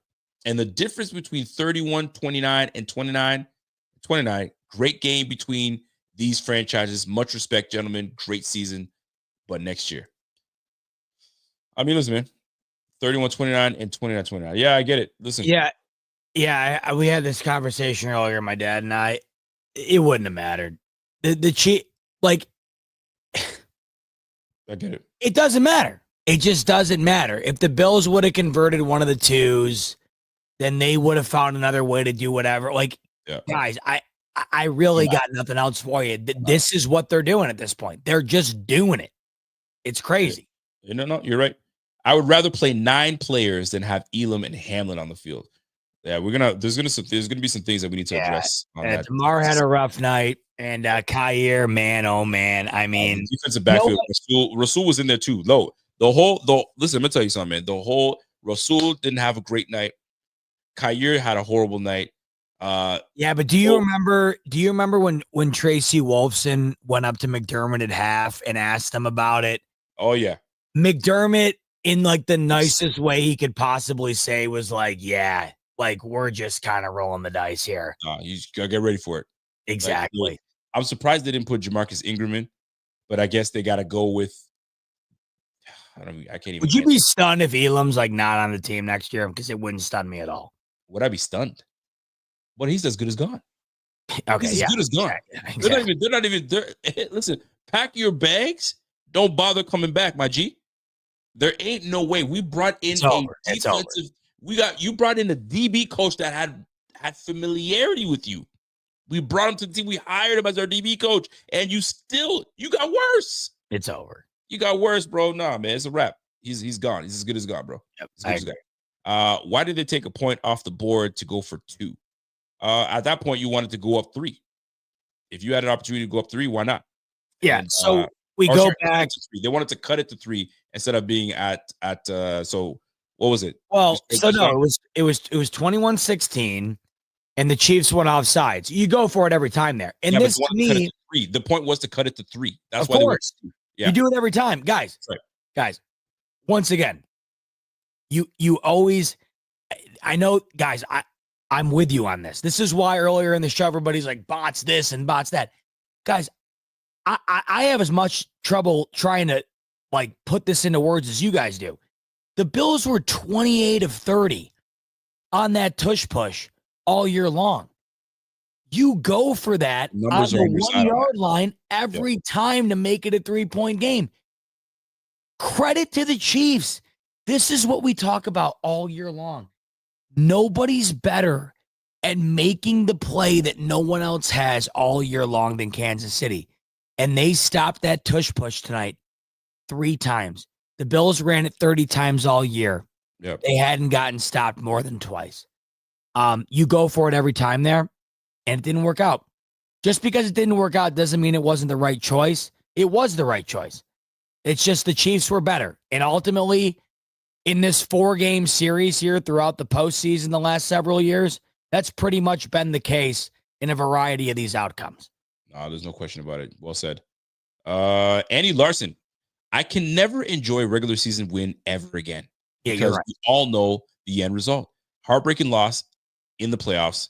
That's how it ends up. Let me tell you something. You're right. That's why this year more specifically, anytime that we won a game, it truly felt like it doesn't matter, guys. It's one game. It don't matter. Before it used to be like, yeah, we beat them in the regular season. This year, we didn't care. We beat the Lions. Great win. We're out of here. I mean, close game with the Rams. We could have had that one. No big deal. What we need to strive for next year, if we're going to strive for something, because you're always like, oh, what's next? What's next? Get your damn number 1 seed. Control your destiny. Get the number 1 seed. You had an opportunity. You dropped one against the Rams. Right? Get the number 1 seed. Get yourself the home field advantage, because clearly we do well when we play on the road, at home. Play these boys, it's a different ballgame. And I say that because we were on the road against the Rams. They put up 40. On the road against Lions, 40. It's just what it is. So at the end of the day, handle what we need to handle. Get that number 1 seed. Give us an opportunity, I suppose. 1 game off. I don't know what the F it's going to do, but something's got to change. Maybe that's the goal we need to reach. Number 1 seed. Because clearly, nobody gave a damn to show up and really freaking handle the business the way they need to. I can't stress it enough, man. That O-line was not good today. We did not play well in the O-line. We did not play well. Yeah, when our O-line plays well, we are nice. And we didn't mention the O-line enough today. The O-line was not great. Right. Dion was not great. Spencer Brown was not great. The whole O-line, everybody was not great. We didn't do well. We didn't do well enough. The trenches, we got pushed around. Couldn't agree more. I think that also played into the fact that Josh Allen didn't have his best day. I know that's really let that dude walk right into Josh Allen's face. Fuck, yeah, man, come on. I know it's awfully triggering to come to the conclusion that the Bills' offense wasn't the greatest today, but they weren't. And the Bills' offensive line played a major part in that. That was one of the worst performances they've had in weeks. And I think that there's no secret that contributed to Josh Allen's kind of shakiness. But when you factor in that Josh Allen did not come out sharp, when Josh Allen visibly came out in a way that seemed like he was rattled to some degree, recipe for disaster. You got to be locked in 60 out of the 60 minutes in this game against the Chiefs. The Bills were locked in for what, Rico? Maybe 45 of the 60, maybe 40, 35, not enough. Certainly not 60, that's for sure. No, agreed. That's for sure. What do we got? Wolfgang, what are we holding back? I saw the same offense. What are we holding back? We watched the same thing today, bro. We just didn't get it all done. So we weren't consistent. We couldn't establish ourselves in the run consistently until we got to a point where we could, but it was too little too late because we were still playing catch up. Normally, when we can establish our run, we're the one dictating what takes place. Y'all got to catch up. It didn't work out for us this time. Yeah, but the reality is this Bills team had the lead going into the fourth quarter, and they ultimately had the lead. They ultimately had the ability to extend that lead. Every single time this game has come down to one or two plays that the Bills have been incapable of making. They had a chance. And that's what happened again tonight. They had a chance. They had a chance. Absolutely. Kendra, what up, Kendra? New member. What's up, girl? I feel like defense is our kryptonite. I feel like we need better inside D line and a better secondary safety and corner. We play them enough. Why don't we have answers to KC's defense? You would think.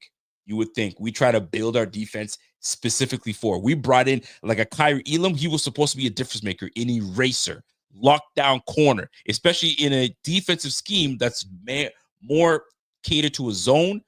If we could get a guy that's a strong man player and can play zone, dude, we have it all.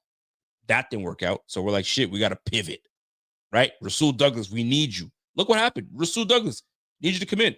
Trey White goes down. We need somebody like it just never panned out. You need a guy that can play corner like Benford does. Now we're in a position where we can go and handle that. But to answer your question, is defense our kryptonite?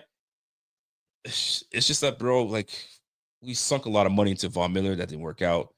I mean, there's a whole bunch of shit, man. Honestly, everything's the kryptonite. There's a whole bunch. I don't know what to tell you. Walter comes in and says, Allen tied Marino for 9th most total postseason TDs at 33. Marino played 5 more games. Allen is the only player in the top 15 to not win or make a Super Bowl appearance. We're wasting him with this defense. Well, I love you, brother. Allen had the ball with 3:33 left with a chance to go and win the game. They got 1 first down and they pissed the ball away. I don't know what else to say. You can shit and piss on this defense all you want. They deserve their lion's share of the blame. But the Bills offense had the ball when it mattered most at the end of the game to go and win it, and they completely collapsed. And everybody would have signed up for that, and it didn't work out. It didn't work out. Simple as that. It didn't come close to working out, really. So I agree with you, but man, this is a collective effort. I don't know how it's that hard to see it that way. I thought it was visible throughout the entire game, no more so than at the end, in my opinion. I get it. Let's go to Mike. Mike's moving on the map. Says, hey, I say we hold our head high. We fly into the enemy territory and face a crazy fan base like ours in their house. Look at the numbers. Pretty even in the end. We got to keep on banging until we get through. I mean, yeah, it is, but it isn't at the end of the day because we didn't convert on our third downs. We converted on our third downs. We keep the ball in Josh Allen's hands. We're not giving it back to you know who. But I get it. We converted on 4th downs, but we also got stopped. They give the ball away. So what you going to do? But I get it. I love the optimism. I love the optimism. Exactly. I'm with you, Rico, and I agree with Mike here. I don't know how you feel. And this is no disrespect to Mike or anybody, but man, am I sick and tired of the whole narrative of we got to keep banging. This Bills team's got to keep banging the drum. Eventually, they'll get through. Away. My Billsy Wilsies will get through eventually. I can't wait to see it. I mean, that's right. And this is, Mike, I'm not singling you out. This is every year here. Like every year, it's just, hey, my Bills will eventually do it, and I can't wait to see it. No, like this is where I'm at here now. Maybe 6 years ago. Not now. This was the year, man. Last year was the year. 13 seconds was the year. How many years of the year does it have to be until it's just no longer even possible? I don't know. It's got to happen. Kendra, what's up? Kendra says, Z-Bot, you are right about Josh and the offense. Coaching could have been better, though. There's no question. There's no question. Coaching, everything could have. If everybody just put a little bit more, we get over the hump. But we're also playing a Hall of Fame quarterback, a Hall of Fame coach. I mean, they know what they're doing over there too. They do. Joshua Hammer says, as a Chiefs fan, it was a close game. I was having a heart attack at the entire game, and it was that having a heart attack the entire time. It was close. But Josh Allen is the Phillip Rivers to Mahomes Brady. Golly, let me tell you something, folks. I've been trying to tell y'all this. Y'all will say, you can't compare Phillip Rivers to Josh Allen. Forget about the comparisons of the statistics. The results is what matters at the end of the day. I've been trying to tell y'all, great quarterback, but can't get over the damn hump. He's going to have a great career if it continues to be this way. You know what I mean? And Phillip Rivers just can't get it done. whether you want to call, I mean, they moved on coaches, they moved this guy. Bro, this guy had everybody. Still couldn't get the job done, man. And it's looking that way for Josh Allen. And I hate to see it. It's a great success and then not get the job done. We got to get one. I'm sick. Thomas Valzone. Would a Jamar Chase type get us over the hump? Bro, I don't fucking know, man. We had one last year. I mean, there you go. And look how that turned out, right? I don't fucking know, man. Honestly, man, oh man. Bartek, what up, Bartek? He goes, teams with 4+ TDs and 0 turnovers are 21-2 in the playoffs. Bartek, you trying to make us you pissed off even more? The 2 losses, Bills at Chiefs, in 2024 AFC Championship, Bills at Chiefs. 2021 divisional round, always the wrong type of exception. We're always on the wrong side, always. That's what it feels like. This type of ish that will make Josh Allen ask for a trade. Let me call in, bro. You ain't calling in for that. He ain't. Listen, man. He's set to make something happen. I'd be shocked if he came in and says, "Yo, I can't do this no more. I want to trade." I'd be shocked. But I don't even know what I'm even talking about. I'm not even gonna talk about that because that's not gonna happen. I'm sick right now. And while this sucks because we can't get there, imagine losing a Super Bowl. Can't take that. Nobody wants to get there and lose. We're trying to get there and win. Anyway, who is single on the roster that can pull a premium celebrity significant other than it with a teenage cult following so we can finally win a chip? Looks like our only hope, Obi-Wan. I don't know what the heck that means, but we'll take it. We got a big super chat coming from our guy, Randy Prokes. What up, Randy? Listen, Randy comes in and says, but I went to Super Bowls 27 and 28. So I know pain of losing 4, but this hurts more with better QB, and we lost to the same team 4 times. We wouldn't even get to 1 Super Bowl now. This hurts. More as Levy, at least go to us. I can't even read right now. This hurts more. Like it hurts more than with Marv Levy. Like, Marv Levy. Okay, yeah. It hurts more with Levy. These got us there to the 4 times, and they hope to make at least once for you to experience. It would have been nice for us to get once, right? He went to 2 of them. And shout out to you, Randy, for going to 2, right? We're sitting here trying to scrounge and try to find our way. We go through the tough Baltimore Ravens, right? We get a bounce that bounces our way, and the guy drops it. We're saying, shit, this might be it. This might be destiny. We take on the Chiefs. We start off slow. We climb back in, get back in, and keep in it. We get the lead at one point. Now, Pat Mahomes versus Josh Allen. And here's the thing. At the end of the day, every football fan, no matter how you want to look at it, movies are built this way. You can read a book, it's built this way. What you always want is for your quarterback to have the chance to win the game. It's no different than when you're in the driveway playing basketball. 3, 2, for the win. It's for the win. Josh had that ball marching down the field, trying to go for the win. And we got stalled. It's that simple. Randy, much love for that. And the fact that you went to 2 Super Bowls is absolutely insane. So you get it. You probably feel it even more. And you're telling us it's more painful now. Losing to these Kansas City Chiefs 4 times is probably the same as losing the Super Bowl 4 times, bro. At least that's how it feels, because I never felt that shit. I never felt it. That shit hurts. Randy, appreciate you. Bot, you want to add on to it? Anything of that? Well, it just goes back to what I said last week. This would be the only way I could possibly sympathize. This would be the only way that I could possibly sympathize with the 4 Super Bowl losses, because I wasn't alive for it. I wasn't alive for it.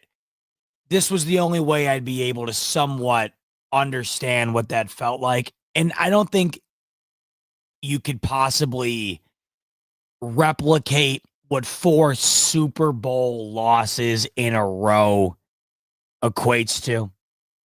And I know you guys have been watching me tonight. I'm banged up right now. I got nothing really. Tomorrow night will be better. I'm going to rewatch it. And tomorrow night, I'm going to have a lot more for you, a lot more to discuss in terms of what the hell happened here and, whatever else. But in terms of the overall takeaway emotionally, this is as close as I could possibly get to replicating what that was in the 90s. There's a weird part about it where you could argue it's worse. In the 90s, yes, it was for the ultimate goal. It was for the championship. And it's tough to supersede what that meant in terms of the fact that you lose 4 games that result in winning the whole thing. But I'll tell you this, there's something to be said about losing 4 games in single elimination territory against the same team and the same quarterback. I know it's not as bad as losing 4 straight Super Bowls, but if there was anything that was a close second to it, this has to be it. And this is the only way that I can somehow fathom what that was in the 90s. And at the sake of being hyperbolic, I just don't know how this isn't as close to that as you can possibly get. No team in NFL history has lost to the same quarterback 4 times in the postseason with the same starting quarterback on their roster. Your Buffalo Bills just accomplished that disgusting feat. So yeah, if there's one way in my lifetime to somehow equate the pain in which 4 consecutive Super Bowls resulted in the 90s, this would be it. And I don't know, Rico, to some disgusting degree, there's something way worse, in my opinion, about losing to the exact same team and the exact same quarterback and the exact same head coach 4 times in single elimination territory. I mean, at least in the Super Bowl, you switched it up with 3 different organizations. I don't know. Shit. Well, listen, we gotta put things into perspective because it goes right into what Aradam's saying here. And we lost to the Chiefs, not some scrub team, some bum team. It's not like we're a bad team. It's not really anyone to blame. We just can't beat them. Now, I'm not all on that second part. There are some people that you gotta hold accountable, but we also have to understand this team won 15 games this year. They literally could have gone undefeated if they wanted to, had they beaten us, because then it would have mattered for them at the end of the day. Don't forget, that's a team that they didn't go, 10-7. They were 15-2. Yes, I understand there was games where, man, by the skin of their teeth, they got by it. But guess what? They found fucking ways to win. That's what at the end of the day is what it comes down to. Find a fucking way to win. Now, cussing, I don't want to, but it's what it comes down to. So all these excuses of Josh didn't do this or McDermott didn't do that or this guy missed a block, well, you fucking didn't get the job done. Did you get your block? Did you reach that linebacker that you were supposed to reach in order to spring the linebacker? Or you didn't. Did you get your depth? Did you understand your assignment? Did you get enough depth on your? No, you didn't. Did you understand what you were supposed to do on this assignment? You missed it? I bet. We didn't get it done. At the end of the day, we did not get it done. Do you tackle well? No. We weren't. It's like we were tired. It's like I felt like we also used all the juice for Baltimore, and we didn't have the juice for these boys. We were tapped out. I don't know. That's what it felt like. But we just didn't get it done. It's period. So to make all the excuses about all this, that, the third, bro, at the end of the day, did everybody do their 1/11th?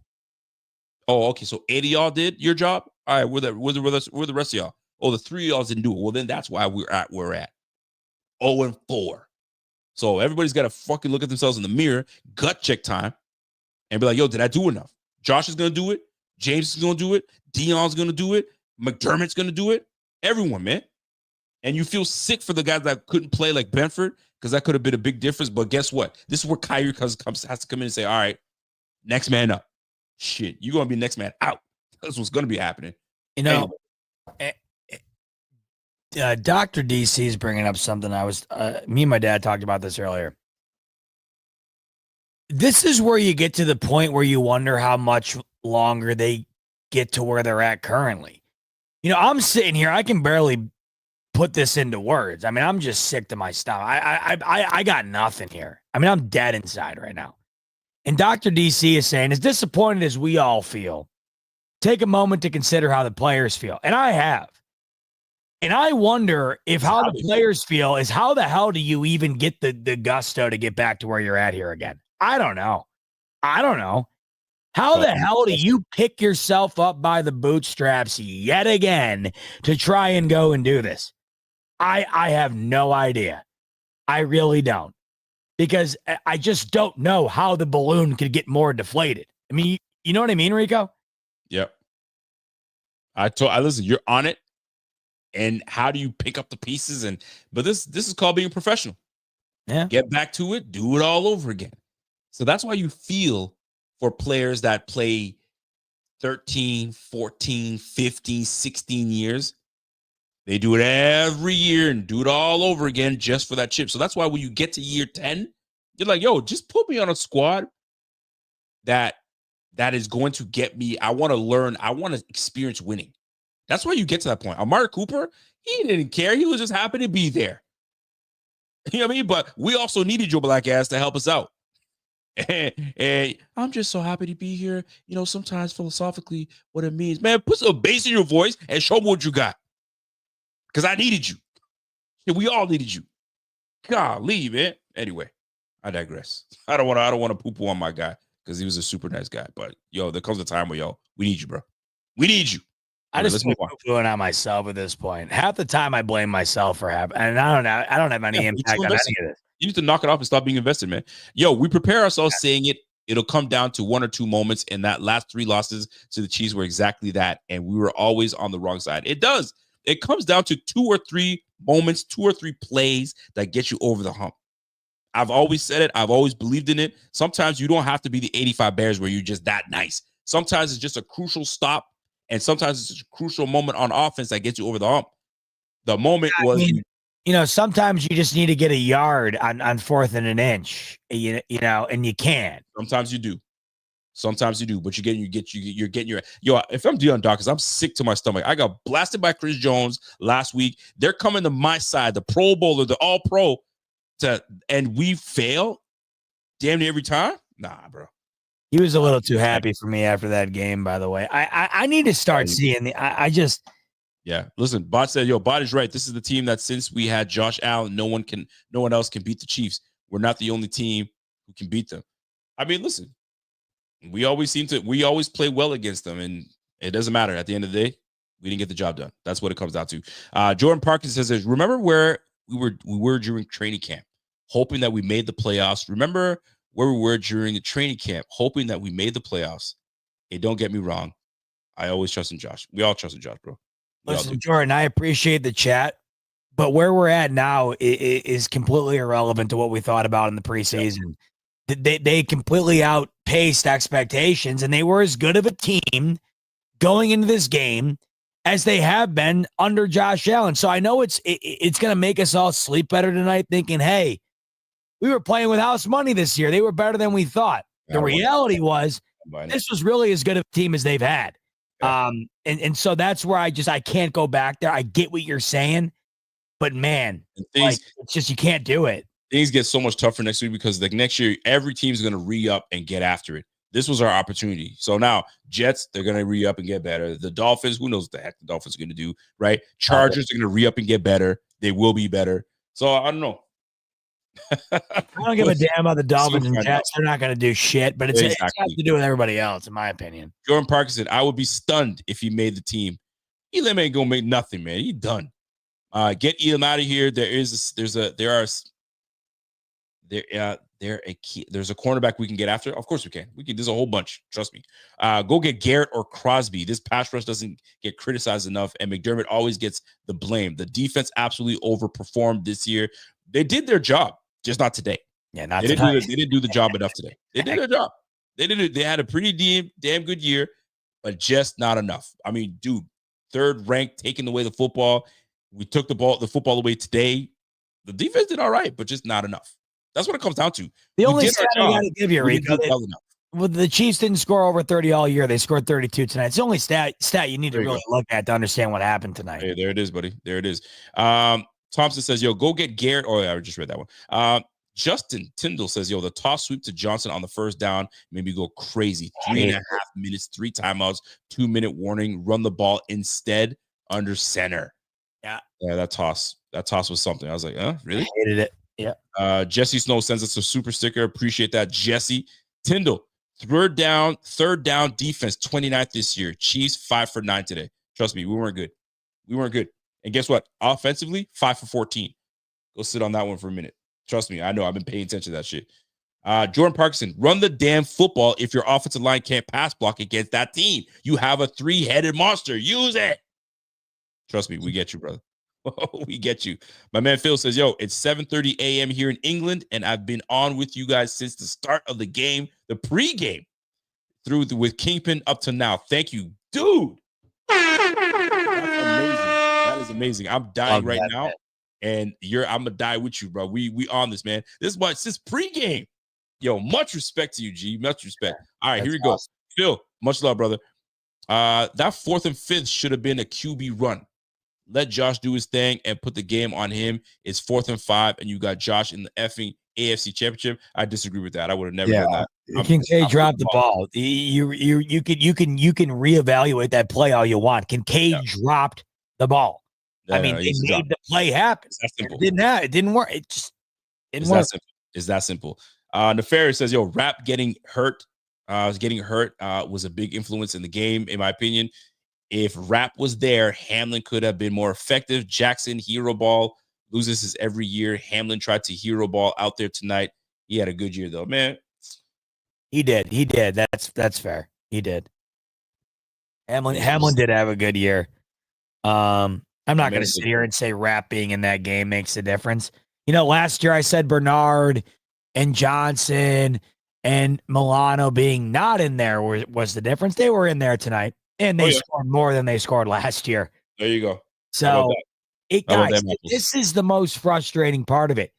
Nothing seems to matter. The Bills scored more than they did last year and lost. They had better defensive personnel out there this year than last year. The Chiefs scored more points and won again. I mean, I just don't know where you grasp onto the hope anymore because I'm running out of options here. I hear you, brother. Listen, Adam says, yo, I'm with you, Z-Bot. How much more can I take? Can't take much more. There it is. Exactly. Can't take much more. Gil, watch from work, still at work. I'm holding back tears all shift. Can't wait to get home and let it out. Bro, just go to the washroom right now and let it all the way the F out. Just do that to you, bro. My man, Aradam says, hey, looking at Josh in this post-interview, he was broken. He was hurting. He looked like he had no more answers with this Bills team.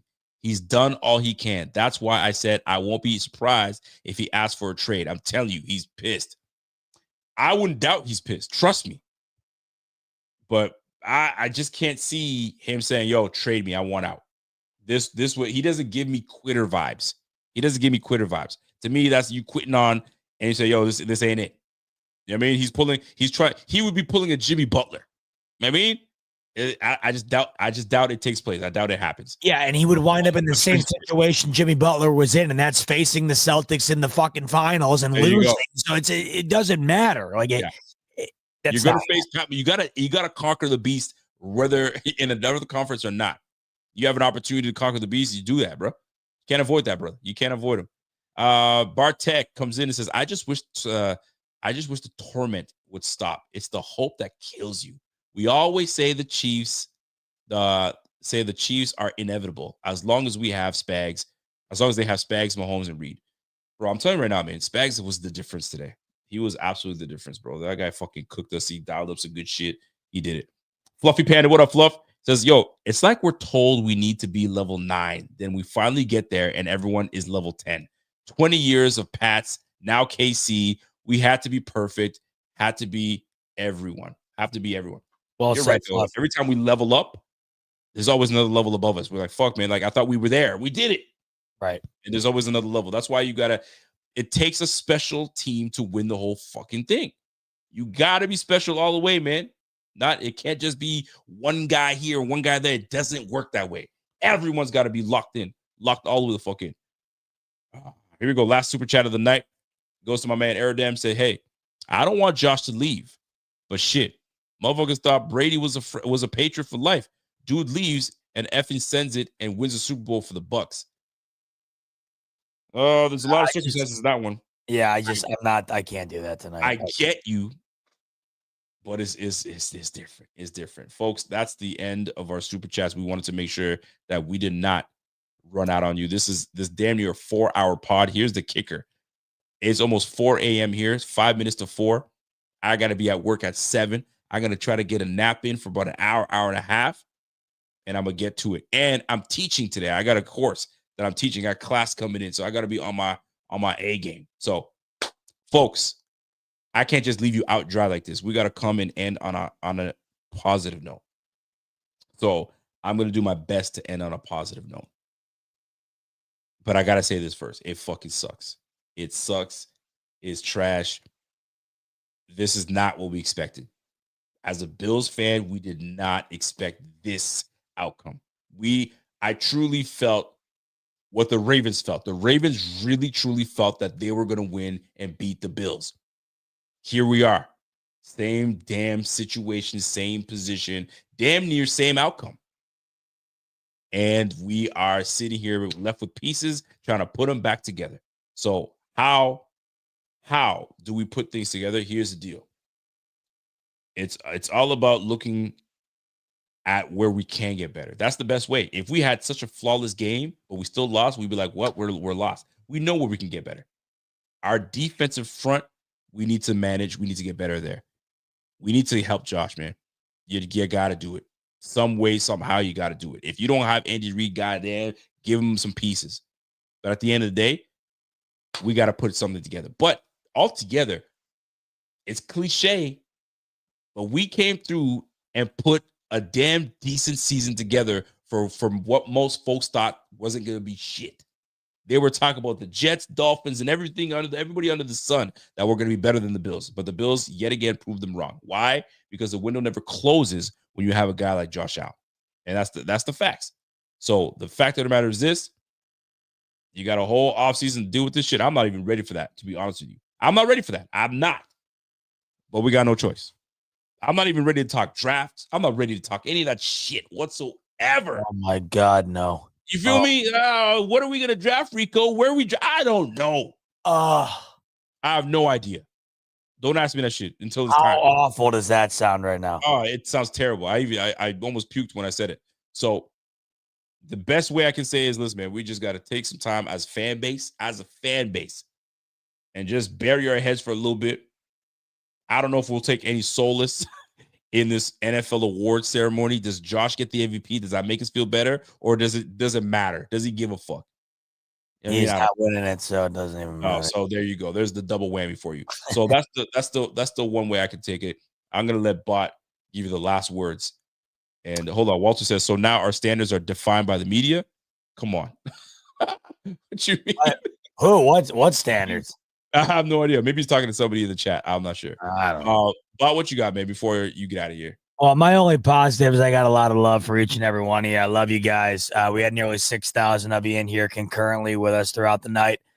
I got to apologize, in terms of I couldn't come in here and give you the grade A Bot energy effort show that you're probably used to. I just, tonight killed me. I'm sure it killed a lot of you. Tomorrow night, we're going to get into it way more in terms of what the hell just happened and how we can process it. Much like all you guys, I wear a lot of this on my sleeve. I wear all of it on my sleeve. And in a game like that, in the fourth time in which that's occurred, it's a lot. But I know the majority of you guys feel the same way we all do when that happens. And so for all that, I got a lot of love and a lot of respect for all you guys. And we really appreciate y'all tuning in, and not just tonight, but all year long. And these moments, even though it's tough at first, it gets better hanging out with you guys at the end of it all, being around you guys and kind of walking through the tribulations of the annual ending in which we just witnessed. Being together with you guys at the end of it all is a lot better than not. So a lot of love for you guys, and we'll be talking with you throughout the week for sure. We'll definitely be talking. I don't know if Bot is going to be on there with you guys tomorrow night. I'm not sure. He's going to be driving. I don't know if you're driving or not. No, I'm driving, but I will 1,000,000% be on with you tomorrow night. There you go. So please do me a favor. Be with Bot tomorrow. He's going to have, I'm sure, a lot more to share once he goes through it, has a sleep on it. And then I'll see you guys back on Tuesday. I'll probably be on solo, or I'll bring on my guy, Carl Jones, to get his perspective as well. And then we go from there, man. Listen, folks, we very much appreciate you guys tuning in with us all year long. This was a long year, off season, all of that good stuff, and you stuck with us. Live shows from Pierre, live shows from me and Bot, our Tuesday shows, our Monday shows, even our Friday shows together. We've had guests. Fam, much love to a lot of you people that have been watching us from day one. For those that have been watching us that recently just started, do us a favor, smash that like, hit that sub if you have not subbed. We got another super chat coming in. Maybe Josh Allen will at least overthrow Dan Marino as the greatest QB to never win a Super Bowl. Love you guys, and I'm okay with us versus the world. Hey, man. I hope Josh gets one in his lifetime. He's too damn good, too good of a dude not to get one. But sometimes that's the way the cookie crumbles, man. But that being said, you guys have yourself a great night. There's so much love for you guys. You have no idea. We don't do this unless you guys are rocking with us. You know what I mean? So we continue to do this because y'all F with us. So let's keep that up. Hopefully, just hopefully, we have one of those off seasons that make us get it cracking, man. I don't know if I'm gonna be able to watch the game. I probably have to watch it one more time and then I'll be done because I need to see it for myself and then I'll be done with it. Then we could talk about it. But anyway, that's it. That's our time. I gotta get to bed. And Bot, hang in there, big guy. Hang in there, big guy, man. We're gonna keep it up, man. So you guys have a great one. And we'll see you we'll see you tomorrow night. I'll see you Tuesday night. And until next time, it's your boy Rico. It's your boy Bot. It's the Rico and Bot show. Post game, Bills take another tough loss to the Chiefs, 32-29. Tough one. But we'll catch you guys on the flip. Until next time.